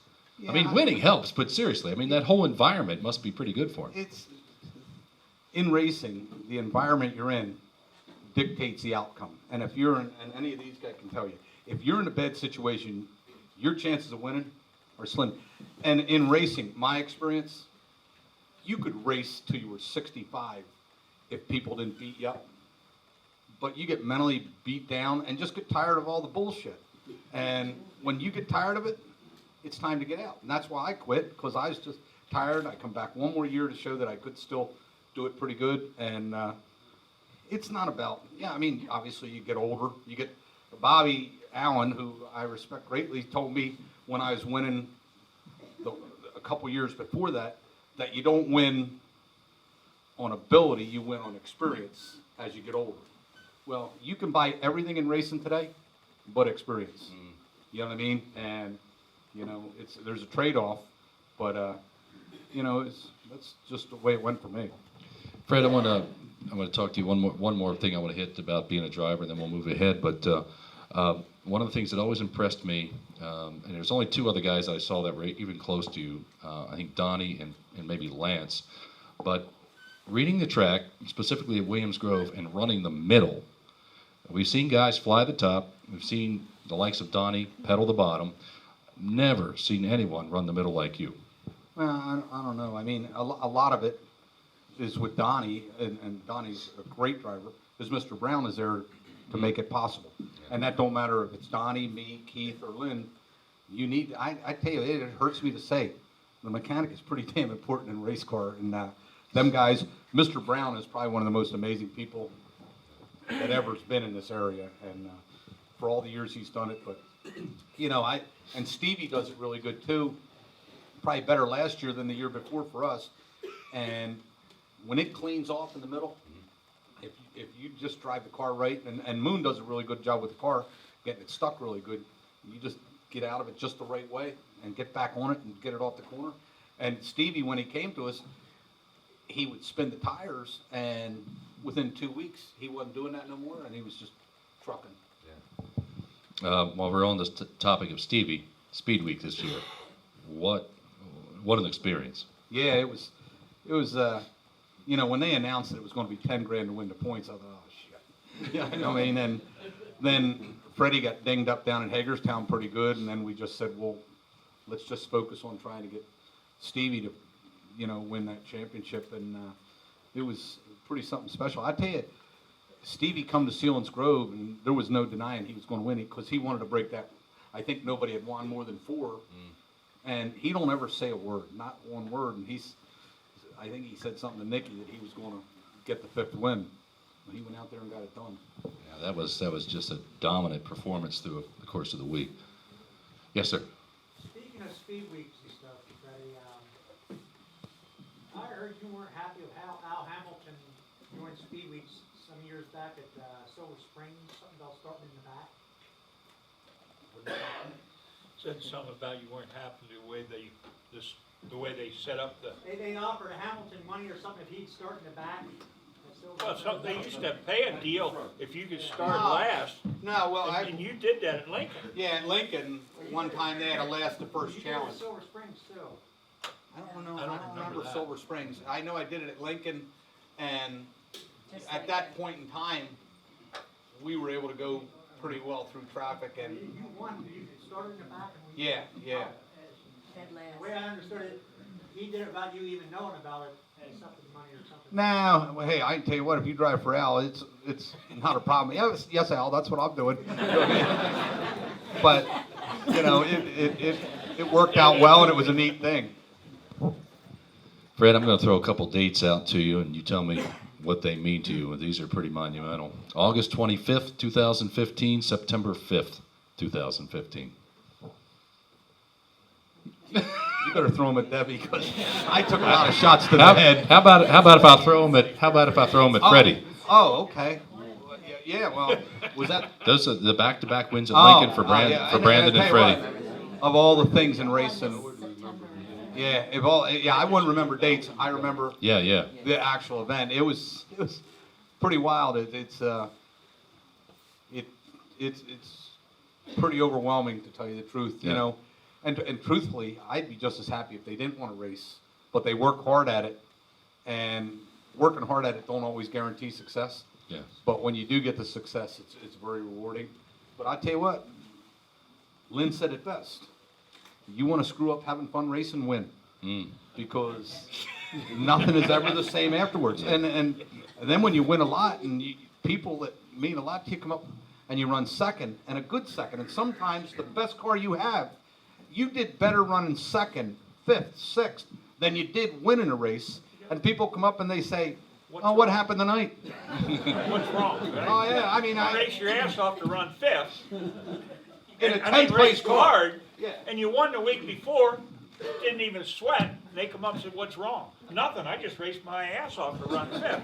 I think Ted Johnson said of you, Keith, I think he said, I've never seen anybody get more out of a 10th place car than Keith Kaufman. Nice compliment. Well, that's it. And sometimes. Yeah, go ahead.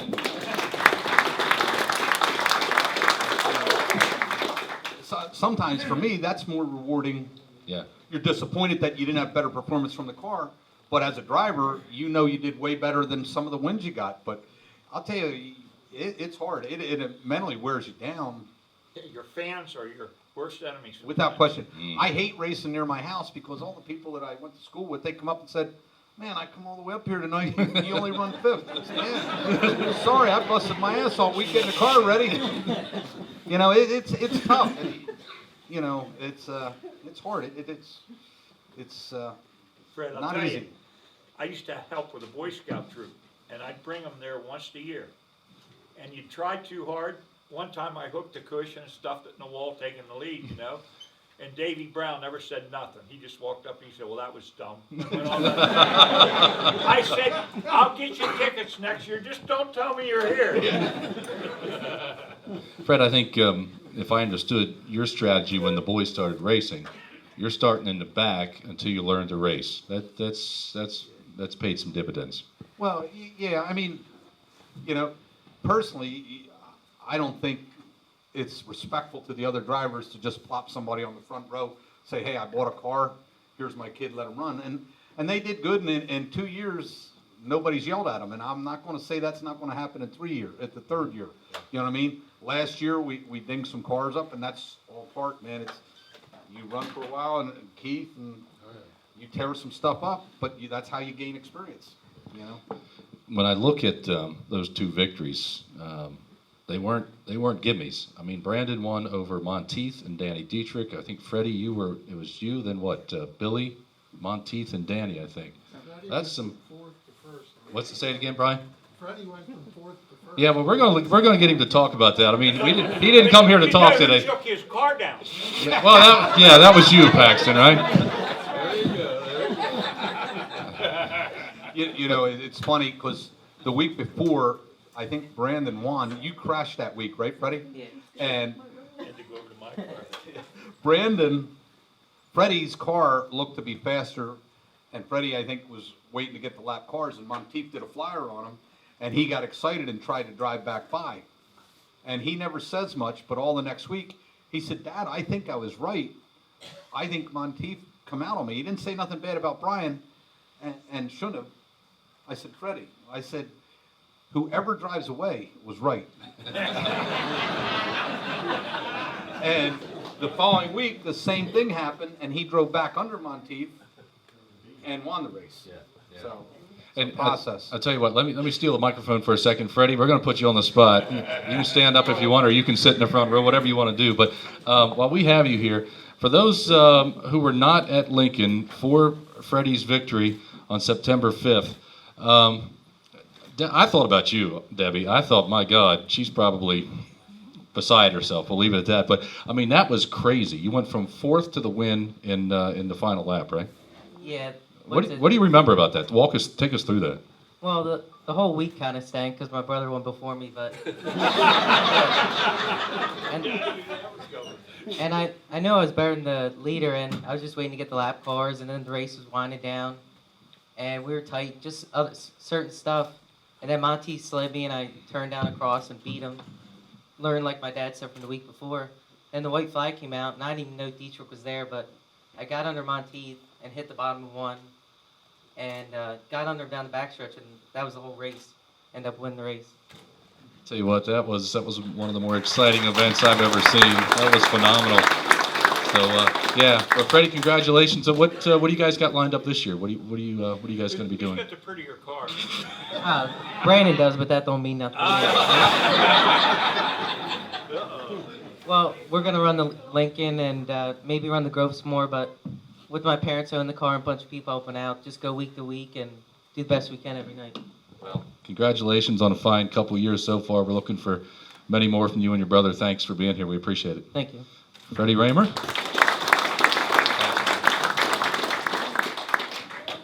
That was a crazy night. Yeah. Yeah, I'll never forget it. It's like you said, it was going to be a long winter if Freddie didn't get one after Brandon did. I'm like, oh my God, this is going to be tough. But it worked out, and a lot of things have, like with Stevie, he's done such a great job for us. And once you get out of the car, you lose touch of the changes that need to be made. And Stevie, till the kids get more experience, gives us that input. And that's probably the best part of the deal. So we talked about the success the boys have had over the last couple of years.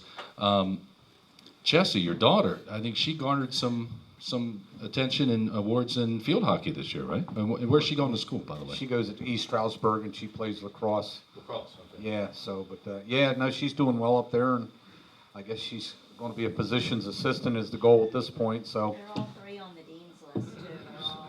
And the proud mom said they're all three on the dean's list. So that's to be commended. Yeah. So we don't. Yeah. Not me, I guarantee you. And you have the feeling. Fred, talk to us a little bit about life as a promoter. Way different than I ever thought. I tell you, it's gonna be hard to top the Legends race personally for me, because it was such a rewarding night and lucrative. Well, we were supposed to have this round table last month, but Fred was still counting money, so we just pushed it back a month. Well, I'll tell you, as quick as you can count it going one way, it can go the other. So, but for me as a promoter, the first thing I want to do is provide good racing. I tell all the other promoters the product they're selling is the racing. Not fireworks, not this, that, or the other thing. And the people at Path Valley do us a good job of preparing the track so it's good racing. But it's hard to find out what motivates people. The dedication of the racers today is different than it was back in the day. For us, I have a friend in Ohio that we talk all the time. It was almost an insult not to make a race if there was a race. And now some of the guys find more reasons not to come. And I don't know. It's tough. It's really hard, and it makes me really appreciate the people we have around here doing the job. Because it's hard. It seems that the events that you've been able to put together thus far, they have been that. I mean, they're racing, and you're bringing them a good product, but it's an event. You guys are going beyond. I mean, you're promoting like promoters used to promote. And I'm not bad-mouthing anyone in the promoter's position today, but it seems like you're taking a step backward in order to move forward. Well, I believe doing something once in a while, you can use a lot more energy for them few events. It'd be hard to do some of that stuff. Weekly racing, I tell you the truth, if somebody gave me a racetrack, I'd say, no, here, it's yours back, because that'd be tough. To do it once in a while, you can look like a hero pretty easy. But that being said, we're going to do the best we can to put the best show. We got a couple ideas for this year. I think I'd like to make a whole day event where you come see something, and then that ticket gets you into the race as well. And all crossover. People that we can potentially bring and become sprint car fans. And that's something I'm shooting for this year. Whether it works out or not, we're You gonna can say. have the late model guys come and I see- tell you, just sitting here and talk, get some of their little wuss asses in a sprint Yeah. car and see.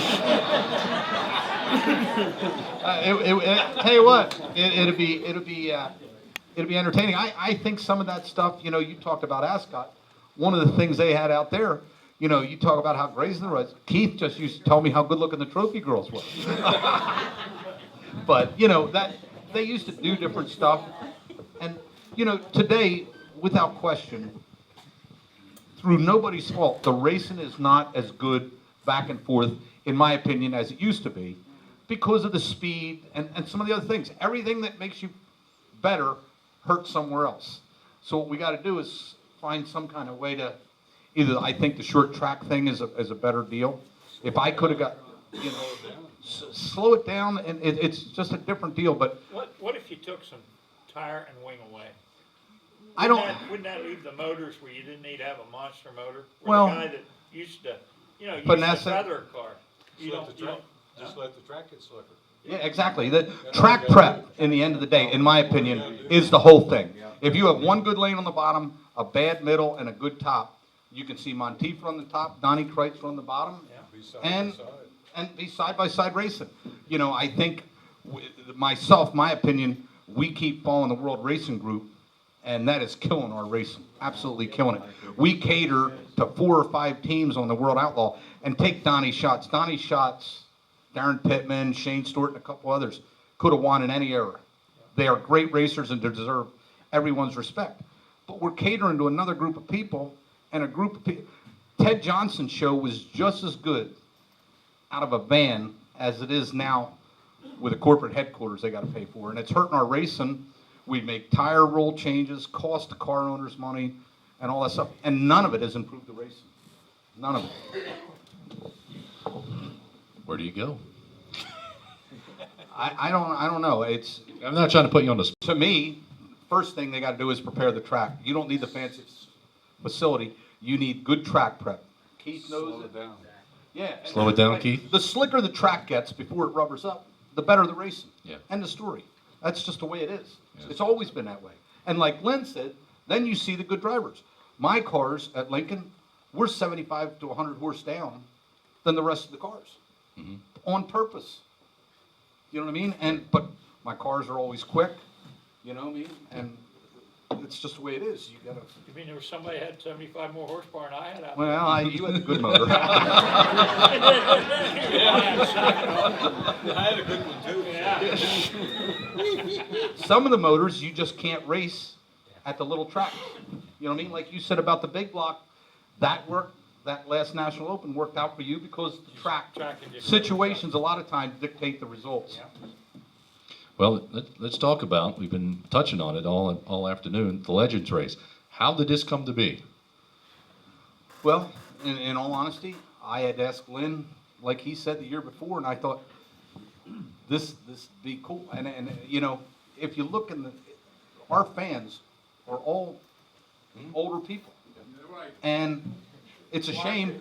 The kids today, when they're growing up, it used to be by the time you were 14, you had a car you were working on. So when you turned 16, well, kids don't work. You need a computer to work on the car. There's not the connection. So that's, if you could figure out how to get the kids more excited about racing.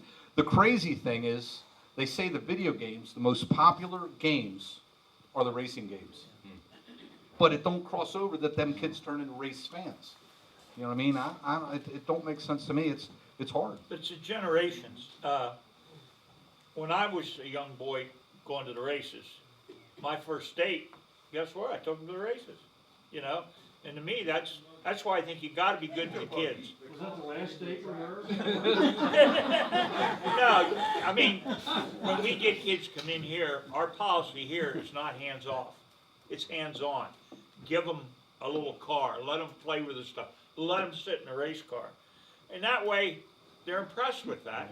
And I give trophy, you know, winning a feature and a ding trophy meant nothing to you after a while. So what do? You look around, there's a 8, 10-year-old kid there. Come over here. Your trophy. Now I got 50-year-old people coming up to me, I still got your trophy. Now, a heck of a lot more to him as a kid, and he's probably a race fan for life because of that. So, You really feel old now, right? huh? You really feel old now. Yeah, well, I can remember signing autographs with Tommy Hendershitz, okay? Now, you know, we talk about the generation before, and Fred and I just talked about it. The generation before me, the 50s and 60s, those guys were brave. I mean, that's when it took, you know, some intestinal fortitude to go racing. Because if you goofed, you were dead. I mean, that's it. There was no such thing as an old, bold race car driver. So my hat was always off to those guys, and I talked to them all I could. But it was neat when I'd sit beside Hendershitz somewhere to sign autographs, and then come up and say, I saw you do this. Now, this was 25 years ago. And then they could have Hendershitz, my granddaddy told me you did this. And I used to howl. I said, you're working another generation. Problem is now, the grandkids are coming up and talking to me. So, you'll find out. I'm old, you're just old. I totally believe what Lynn's saying. You have to be connected. There's no way you can enjoy a race if you're not connected to one of the competitors. When my dad took me to Trenton or Langhorne, there was a USAC late model race, and you met the drivers before the race. You walk through the pits, hello, how you doing? I met Joe Ruttman. Till he stopped racing, I was a Joe Ruttman fan because of that one day. You watch the race, you feel involved and connected, and it's more than just cars going around the track. Fred, how would you like to have Joey Ruttman, his brother, and their father come up and spend time with you? At Hershey with Tommy and Buster, they came to Hershey. Troy Ruttman sitting in his race car, and Joey, and the old man was still alive. Man, that was neat stuff. Yeah, that's what meant a lot to me. That's what, at the races we do, we give away 6 tires to the fans to give to the competitors. And they're a sponsor for the night, and it just connects. It's only 6 people, but it connects them. I give away, this year we gave away, and we haven't given the rides out yet, 2 people that run the micros, the 600s. They got rides in my sprint cars this year. They'll get a test session at Susquehanna on their test nights, and hopefully I'll con them into becoming sprint car racers. You know what I mean? But it's something that I can give them because of the cars I have that probably not many people can. Can I get Culver a test drive? Yeah, I think so. Line her up, he says. Well, Jason was up at the Lincoln for the event, and one of the late model guys said he wasn't going to miss that. And correct me if I'm wrong. I thought I heard you say you and Deb probably hadn't worked as hard at anything in your life as you did that event. No, that was to pull that all off. My boy Freddie, he probably built 4 cars for that deal. And you think you got race car parts until you try and have 4 or 5 together at one time that actually can go on the track. And it's a lot, and you know, not many people are in that position, and through sponsorship and. Yeah, but wasn't it nice they all rolled back into the Oh man, I'll tell you what, it didn't look like some of them were going to make it back. You know, I tell you, as long as anything I've ever been involved in, that was our most rewarding night. It was the neatest night to see all the smiles on so many different. It was such a different atmosphere. The one thing today, when you used to go, when I come up here, Keith Kauffman, Lynn Paxton, they were like here, you know, and you look, and today it's sort of like everybody's just like about here. The excitement at an Outlaw show used to be, for me, it was such an intense environment that it would make you physically ill. You're sick, ready to throw up, going to the race. Not Keith, he could eat right before he gets in the car. I couldn't eat the day before. And you just get so worked up, and today it's like, well, we didn't time good. Well, maybe it'll do better tomorrow. It's just different. I don't blame it on nobody. I do believe track prep could handle a lot of it, but we got to get the excitement back in. We got to get the people back involved. Like Lynn said, the competitors need to be more accessible. When the races are over now, it's like the pits are on fire. Yeah. Everybody runs out, and it used to be the exact opposite. When I ran small blocks at Grandview, they used to have to throw you out. You know what I mean? That was the Silver Springs mentality. Exactly. The flea market people were pissed because at 4 o'clock in the morning they were allowed in, the racers were still in there getting Yeah. drunk. I mean, having some brew. Yeah, and when we ran 305s, we would go up and race with the 305 division up in New York a little bit. It was still that way. It was like going on a time warp, and it was so refreshing, and it reminded you of why you loved racing as much as you did. You know, none of us ever got, or I didn't, getting racing to go and make money. It was the reason. I didn't. The money just justified so Debbie didn't make me get a job. You know what I mean? Forget to thank Brian for all Oh, yeah. stories. Brian And does so much for us on all our promotional He does, stuff. and Brian, we were talking about mechanics, who we wanted to honor for mechanics. And it was Brian's idea about Mr. Fletcher, because Mr. Fletcher, the first year we raced, the whole family invited us, and that's another friendship for 30-some years. And when Mr. Fletcher that night was the happiest man, All those that owners, was worth they were it. jumping around there, you know. Yeah. Al Hamilton Yeah. was hanging on the fence. Yeah, It it was was. amazing. It was such a show of respect for the competitors, the owners, the mechanic. It was just really neat. Did you see you carried my helmet bag across the, didn't you? Wolfgang's replacement. I did. I thought it was. Kenny. Yeah. Kenny Jacobs, yeah. I had brought 2 helmet bags. I had the real old helmet, and, well, both of them are old, but one of them was old. And I'm walking across, Kenny said, here, let me carry one. And they got a picture of him. He said, I saw that's that. all right, I didn't mind carrying the helmet bag across. I thought Yeah, that was neat. Jack Cromer, who's just a he's an artist with a camera. He got a nice shot of you guys together. Yeah, It was on maybe that Facebook. was the Yeah. one. You have a question?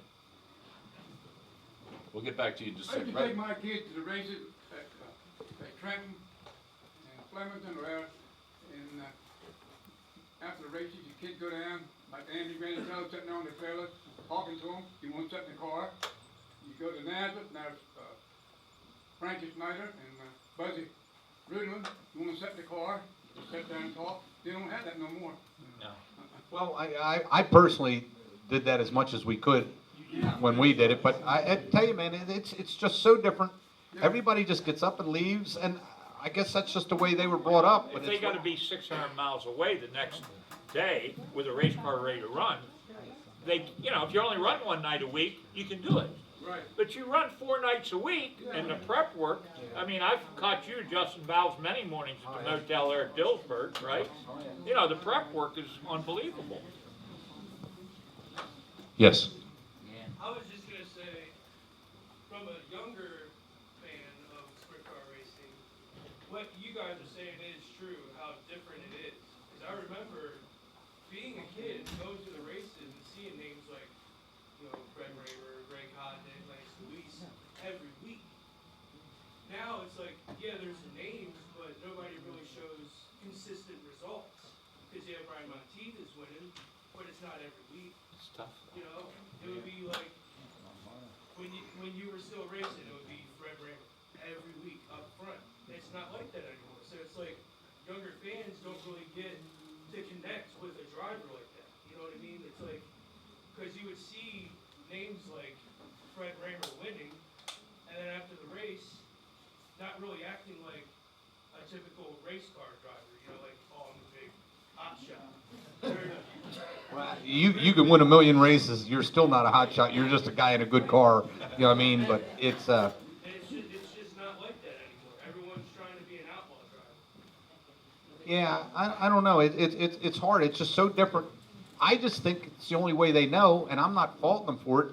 But I think, from my standpoint, I think that's what's missing. I think we need to get that connection back. You know, you said about promoting and everything. You know, years ago, David had like country music, something before the race. Penn National used to do it all the time, different ones. Some tracks would bring in a non-racing personality, like you know, a local TV personality or radio personality and stuff, and put it in like a hobby car, a street stock car, or something like that. And that would bring in non-racing people just to see that person. Yeah, this year we had, on our Speed Week show at Path Valley, we had a band that plays for some NASCAR events. We gave away 800 hamburgers and hot dogs right down the road from the track. we plan on this year doing that same thing. I actually, Promoter. I mean, well, and again, just once in a while. Right. You know what I mean? And that is the key. But And- Trent used to do this all the time. I mean, Joey Shit would chill thrill show. I mean, that used to be here a lot of times. That's one thing that I'm looking at. I want to have, like I said earlier, a full day show. It may be from 2 till 4, one show, and then blend it into the other show and try and get a group of people, whether it's motorcycle people or ATVs or something, and get them to sneak over to our event on the same ticket. You know what I mean? And just try and get some new people in, because you can only ask so much. It's expensive to go to the races, and the same people can't go all the time. You know, like Williams Grove, their big thing's fireworks. Well, they do it so often now it's no big thing. Yeah, and I tell you though, I see just from the outside, it looks like Williams Grove is rejuvenated. They're going to run one night a week, and I think they're going to hit it hard. They're doing the USAC race this year with the champ cars, and that'll be cool for a lot of us. Making it a 100-lapper makes it way cool, because it's different. And I think, you know, hopefully that'll be successful for them. Doesn't seem like a big thing to me. I used to be 150 lapper. Yeah. You know, it's. Yeah, but they stop 3 times, and I like to get paid after every stop. A lot of guys, a lot of them first 50 and then dropped out with 5 to go on the 30. Those things are called sprint cars, my friend. Go hard and fast as you can. How much money did you spend on that Powerball this last time? None. Me and them are even. I don't play it. You love money. No, none. I'm not a gambler. Yeah, but he did finance it. Now wait a minute here. Fred, I gotta admit, I did root for you. Only one race. The National Open, you know, to win that, which was gonna be your last race. Now, I knew that you were a little rough on the edges through the whole years, and I was never, but I gotta admit that a lot of us that normally didn't root for you were really pulling for you to pull that last one off. So you can thank our prayers for that, okay? Now, he said he wanted to pull a Paxton. Now, the funny part of it was, when I did it, the National Open was not a point race. After that, anything after that was not. So there was no problem. Now, he won that, and there were still, 2-point races to go? One. And he was only up by so much. And he come over and he said, well, I wanted to pull a Paxton. I said, well, you're a damn fool for they're paying $5,000 or $10,000 not to go. It's there. Take it. Don't worry about it. So I'm still the one that quit right after the NASCAR. Fred, what's on the horizon? What do you guys? What's the future look like for your promotional team? Well, I don't know. We're working on a few things right now, and you know, just trying to make it more than just a race. That's our whole goal. I want you to come, have fun, enjoy it, and go from there. We're working on 2 different things. I'm working on bringing somebody in from the West Coast to race at one of the races that has never raced out here before. I think that'd be cool. And just a few different things, but we got to do something, and we got to look outside the box as far as the fans we're trying to attract.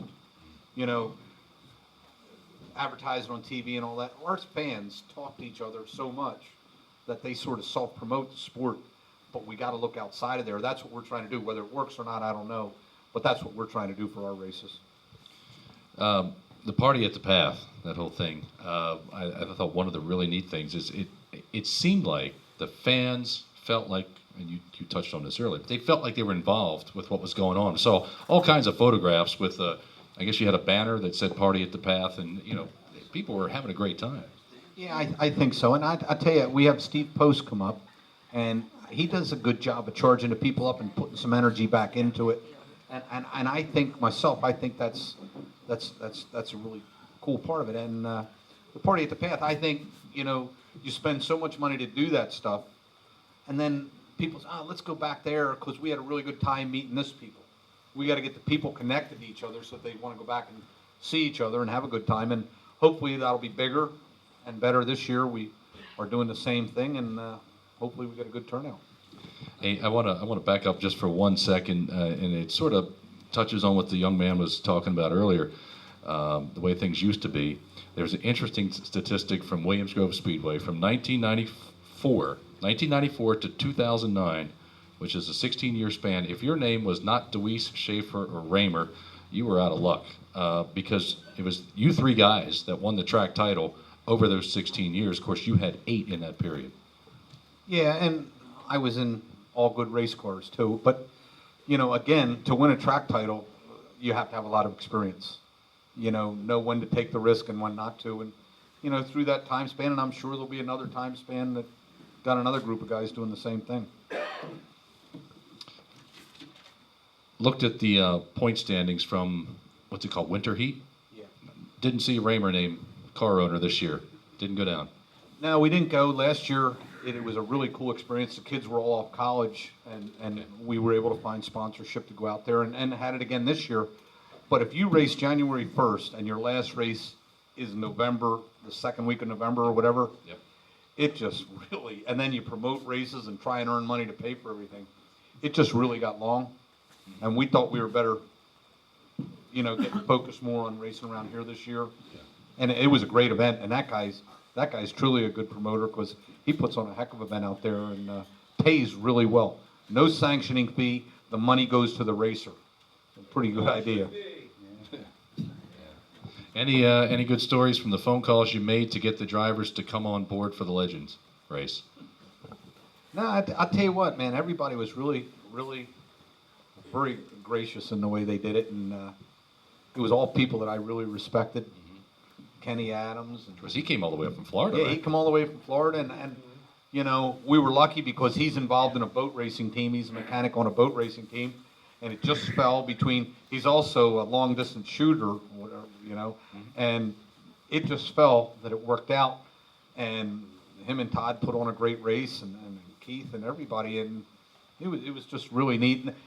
Nobody said, oh, I need this, or this. Man, everybody just came to be part of what we all thought was a really cool deal. Yeah, I was up here at the museum, and I can't remember who was here that day, but it was after the Legends race, and there was a couple here from Florida who came to the museum, and they were here in town because they came up to watch Kenny. They said, yeah, we're Kenny Adams fans. We came to watch him race at Lincoln.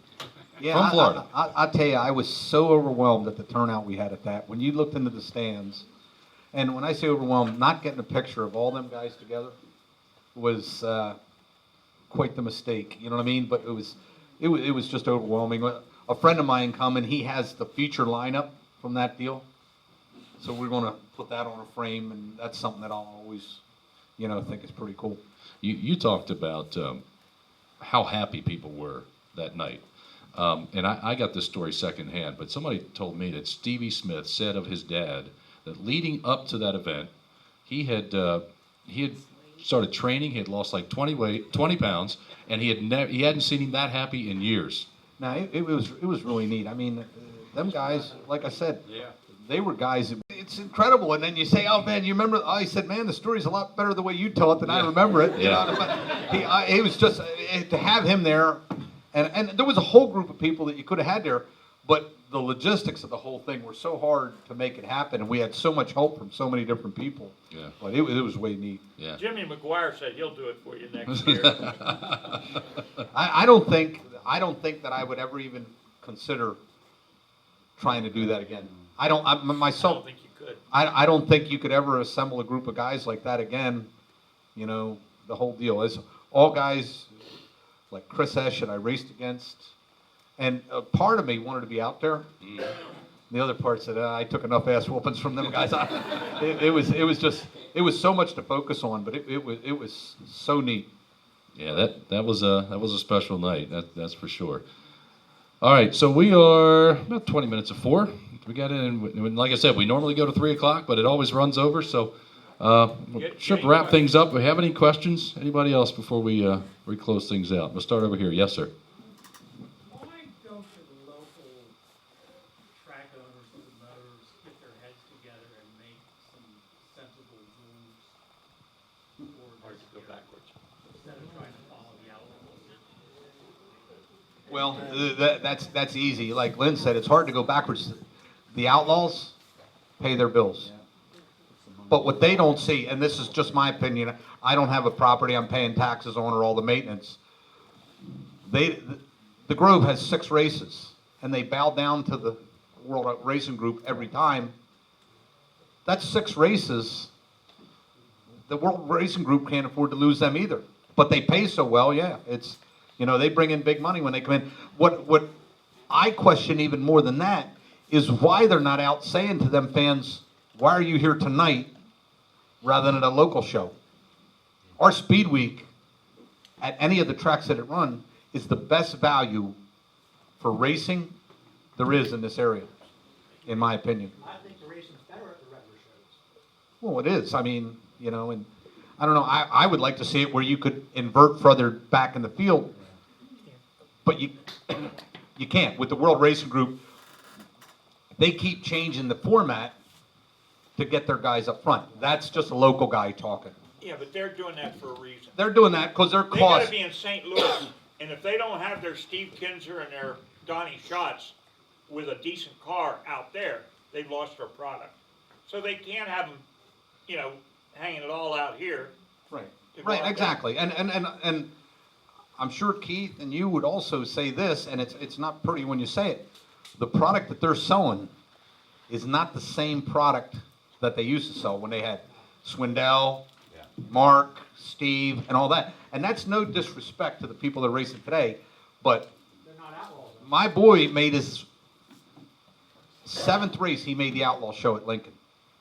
I didn't make an Outlaw show for 2 or 3 years. You know what I mean? It's just so much different. You know what I mean? I don't know, but there's a lot of ways you could look at it. But I believe the Grove, we shouldn't follow the World Racing Group. They're changing tires again. We're going to a wider tire. Now, this is the same group of people 3 years ago said, oh, we need flat wings and skinnier tires. Now, 3 years later, they're telling us, no, we need 2-inch wicker bills and wider right rear tires. That's because 2 of the teams are bitching that they can't beat Donnie Schatz. Well, everything they do is just going to help Donnie Schatz because he's Donnie Schatz. He tries harder. They've been together longer. But that being said, all them changes cost somebody money, and that's every local car. We now pay $125 for a membership that gets you nothing when we used to be able to race with the Outlaws just because they were there. You know, that money goes somewhere, and it's not in local racers' pockets. Thank you, Fred. But I was involved when everything started, see. Johnson, I had the 3-way conversation with Johnson and Williams Grove to get them to come, because the first year here, they only went to Lincoln. And Johnson and I helped him, and he was good to me too. But we didn't always agree. There was times that our motors were too big, and then 2 years later, our wings were too small. Well, you can't have it both ways, you know what I mean? And we did change for national unity. And now looking back 35 years, I wish the hell we wouldn't have. I wish we'd left the small wings on. Because when they come in there, they had to run our stuff. And then they got strong enough that they said, we ain't coming in unless boom, boom, boom. And we did it. And all that being said, anything I say negative about the Outlaws, I love racing with the Outlaws. They were the right time, the right deal at the right time. When USAC was king of the hill, and the next year they were on their tail. And you know, Johnson was at the right place at the right time with the right product. And what that product was good racers from here, good racers from there, all over, putting them together, and that was fun. Yeah, and it's yours is bigger than mine, and let's see who's really the biggest. You know what I mean? And that made great racing. The rivalry from the World of Outlaws to the PA Posse is what makes them people come. Without local cars being competitive, that show don't sell as good They as it always does. ask me, how did the posse start? I said it was people that wrote columns. It was bullshit. There was no, we got along with one another. Anyway, You're welcome, Brian. No, but it meant the truth, Brian. It was a ploy by Pennsylvania to make a rivalry. And it worked very well. But there was no rival. I mean, yeah, we wanted to beat their rear end and they wanted to beat ours. But there was no, it was all made up. And I always say that's all bullshit. But it does sell. Oh, it does. It does Absolutely. Absolutely. But it was one And of by the the few way, places. Brian, that is your job. But it's one of the few places they got beat Right. in the country. Right. They always won everything. every place they went except Pennsylvania. And when the Outlaws were here, everybody loved Raymond. Hey, Fred, I don't want you to feel bad. Mitch Smith got booed mercifully on Friday nights. Then the Saturday night he ran with USAC, them people that booed him, yay, he's our guy. It's just the way it works. Being booed around here is the best badge you can have. You just gotta learn to live with it. Unless it's your first win and you get booed, you just something wrong. Like Dale Earnhardt used to say, as long as they're making noise. Yeah. And as long as they come back, as far as I'm concerned, they don't ever, and I never cared whether they liked me within reason or not, as long as they were there. If they were hating me that much, they were loving somebody else equally as much. And that brought them to the races, and that's all I Bob Weichert was one of the best antagonizers in the world. And he just antagonized. They wanted to come back and see his car beat next week, okay? But he was great for the sport. Oh, we only had half throttle. We're going to have full throttle next week. My favorite was the motor that was chained down back in the garage. You know what I mean? And I'd look at him and he'd just wink at me, you know. I mean, he was great. He was a Muhammad Ali of race cars. Without question. And great for the area. Yes. And Al, too, as well. Well, but Al wasn't as vocal. No. You know. Real quick, while we're on the subject, you and Jeff Shepard. Okay. Yeah, that was... I'll never forget. I went to your county racing banquet one night, and there he was sitting at your table, and that just blew me away. So that was all. Oh yeah, that's what I said. That's Brian's job, to create the good and the bad. Now Shepard was obviously the bad. You know, there'd be people in the stands at Lincoln fighting, and me and him are back there laughing. Okay. You know, it was That's full when of it was good to have that fence. Yeah. You were on the good side. The women and the fans on the other side. Lynn said that. That's the truth. There was one of them shirts at the Legends race. Fred who? Yeah. There was a Fred Who shirt at the Legends race, was it? Oh, yeah. Sent that to me and asked me if it was. It was okay to funny. do that. There was people that sold out of T-shirts that they got just made for the Legends race. It was pretty cool. The guy showed me one he had got somewhere out of, you know how old T-shirts?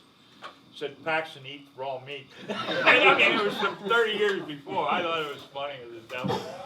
All right, anyone else? I like the 50-50 drawing. Oh, yeah. What was it?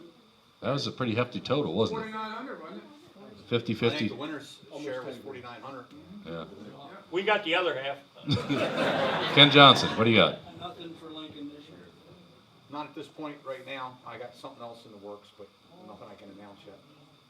Well, you have a booth up at Motorsports this year? My son's going to have a booth, and we'll have a small display there, yes. Give another. Right here in the middle, yes. This is for Keith. What was it like to drive for Bob Weichert? Oh, it was exciting, like it. That's one word. Yeah. He said, I'll bet you a case of beer you can't be leading at the first lap. Just, I mean, it was like that every week, you know. That's what it was, good. I drove for Weichert a couple of times. Just a couple of times, okay? But The most fun I ever had, one night I had to, somehow or another, I was up without a ride home from Port Royal because my guys all live north of there. So I had to find a ride home. So I said, Bob, will you take me along home? Oh, yeah, no problem. Well, after the race was over at Port Royal, you know, you all parked out there and everybody's, well, I didn't realize that everybody knew who Bob Weichert was. And they were all trying to cut him off, you know, when you're coming out in the road. And Bob Weichert, and you guys can all hear him say, you common son of a so-and-so, you know what I mean? He was just having a heart attack, and when he was in there, I'm in the back cover in my head. I didn't want, I'll tell you what, I thought we were going to go to battle anywhere the next half hour. That was the most exciting ride I ever had at home from there. All right, anyone else? Go back here. Yes, sir, in the blue shirt. I would just like to thank them for their contribution and to thank their families because it's a great sacrifice. Yeah, yeah, yeah. Now, I will tell you, I want to thank everybody here too because, you know, I throw a lot of curves at him. I'll get him in here to do something and then I'll change the game a little bit here and there, you know, so I think I did okay at leaving you alone this time, pretty good, right? You're always all right, Lynn. Okay, and of course, these two, I respect them both very highly, you know, I I watched him grow up from a young pup, and I agitated him, and I didn't realize then he was going to agitate me as much as he did, but he did. And of course, Fred, I'd like to race with him a little bit. I think we could have straightened him out once or twice, but that's beside the point. Back in our day, you didn't need to worry about the officials taking care of things. If there's somebody that was out of order, there was a couple of the racers just said, stop it, or we'll help you, you know? And that's how it was. Now, like Fred told me, the game is different. Now you have to thread the needle so tight. And back in our day, we didn't have to quite as hard. In other words, I call it honor among thieves. We had a written rule, and we all tried to live by it. And it has changed now, but I understand why. Everything's so damn fast. I call it the rules of engagement. As long as everybody understood, listen, if I'm here on you, I'm chopping you. And if you're here on me, I know you're going to chop me. And as long as everybody understands that, but if somebody's not sure who's in the right position, well, then it gets ugly. And like you said, things used to take care of themselves. Now, you know, I mean, I hit Keith down in Florida one time at the fairgrounds, and I thought he was going to kill me. Well, I wasn't on purpose, trust me. Nobody hit Keith on purpose. I don't think nobody's that stupid, but I thought he was going to kill me. And now, today, in the same situation, they'll get out and text how badass they are rather than go down and get it straightened out, but just different times. All right, well, before we wrap it up, let's go down the line here. I got one last question for each of you. Fred, aside from your National Win Open, is there one win over the course of your career, and it can be in modifieds, it doesn't matter. Is there one win that you look back and say, that was pretty cool? You know, I can remember the first win at the port was the first win I ever had. I would say after the National Open, after all that time, I really enjoyed. I got lucky enough to win 2 races at Knoxville. That meant a lot to me, a very lot, because you know we think we're really good in here, and our guys run good here. But when you go somewhere else, you can get a whooping pretty quick. And we were able, and it was the right situation. The track was wet. We had a good motor, but you know, I'd say watching the boys win was probably the most rewarding thing for me. Yeah, I can see where that would be the case. Thanks, Fred. Lynn Paxton, there was a time in your career where you had a pretty good run against the World of Outlaws. Your first Outlaw win. Yeah, I think it was at Williams Grove, and I think Keith was going to win it. He was leading it in the K33, and I got up to second. And we had put a set of knee pads in. There's big doppy things. And somehow or another, they had worked up under the steering wheel. And it was propping me. And I thought, shit, if I try to pass him, I'm going to crash us both. So I just threw him out in the backstretch, much like the steering wheel. Yellow flag came out for debris in the backstretch, and I got him at first. That's true. Of course, the second race, he beat me, and I run second, so it didn't matter. Thank you, Lynn. Wow. True story, you can't make shit like that up. Well, when you look at the career of Keith Kaufman, there's a lot to talk about there. But Jeff Gordon, when he was a youngster, said that Keith Kaufman was one of his idols, and I think that speaks volumes. Keith, you had the opportunity to run with the World of Outlaws, run with the All-Stars. You've been all over. You've done so much in Pennsylvania. Is there a win or a race outside of Pennsylvania that really sticks out for you, or an accomplishment of any sort? Well, probably like Fred said, winning in Knoxville. We won a World Outlaw race at Knoxville back in the big block days, you know, and we kicked her butt that bad. There was no big blocks the next year. It was all 410 stuff. And what car were you in at that time? That was in the '77 car. It was a full race late in the year. I don't know, 84, something like that, 85. But we had a pretty big Davy Brown motor, and boy, that thing really running. It was wet and heavy, and could run above the cushion, you know. Yeah. Knocked like 17 seconds off the track record, went nonstop. I mean, really kicked her butt bad, you know. And this is the big boys, you know. This is Sammy, Steve, Wolfie, all those guys. And next year, cubic inch limit, no more big blocks. So that probably, I remember that more than anything. Yeah, that And is then pretty 2 special. years later, no, they did the wing deal, and then they said the motors were too big. Mm-hmm. The year they did the big block. And said they were no more. Did Pennsylvania instantly go to no big blocks? Pretty much, they didn't outlaw the big blocks, they just went to cubic inch I limit. think he went to 467 big block. You know, No, put a no, cubic they inch went limit to a on. 440 first. Okay. And a big block 440 wasn't, The weight wasn't worth the. no.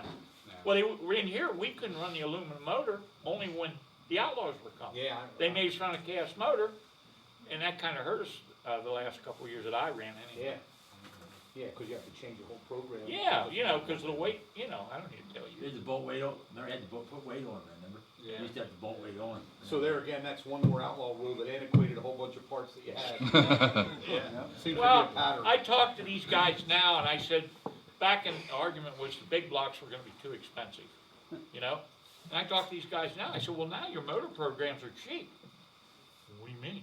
I said, well, when we were running them big blocks, you said they were gonna be expensive. Now, you've got all little blocks, so now they're all inexpensive, right?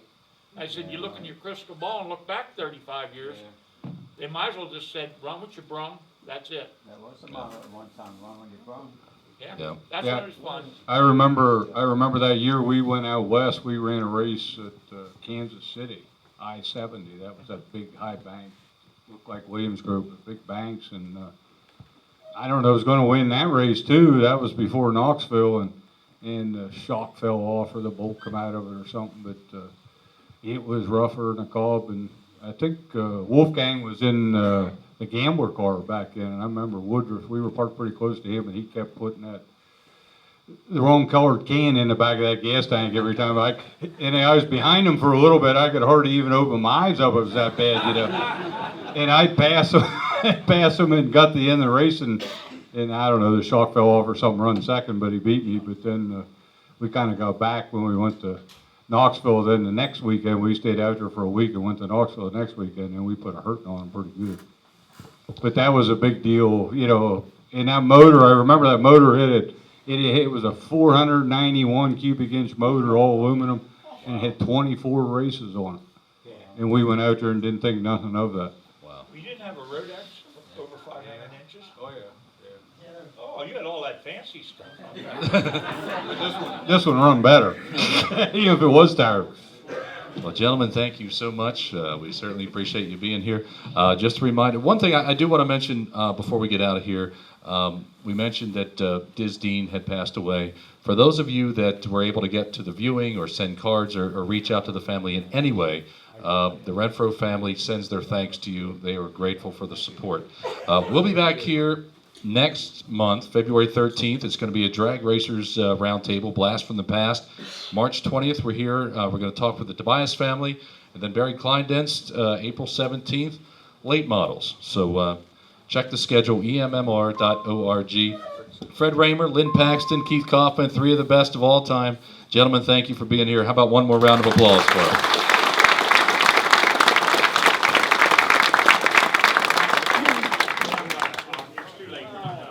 Okay. They have to go back later.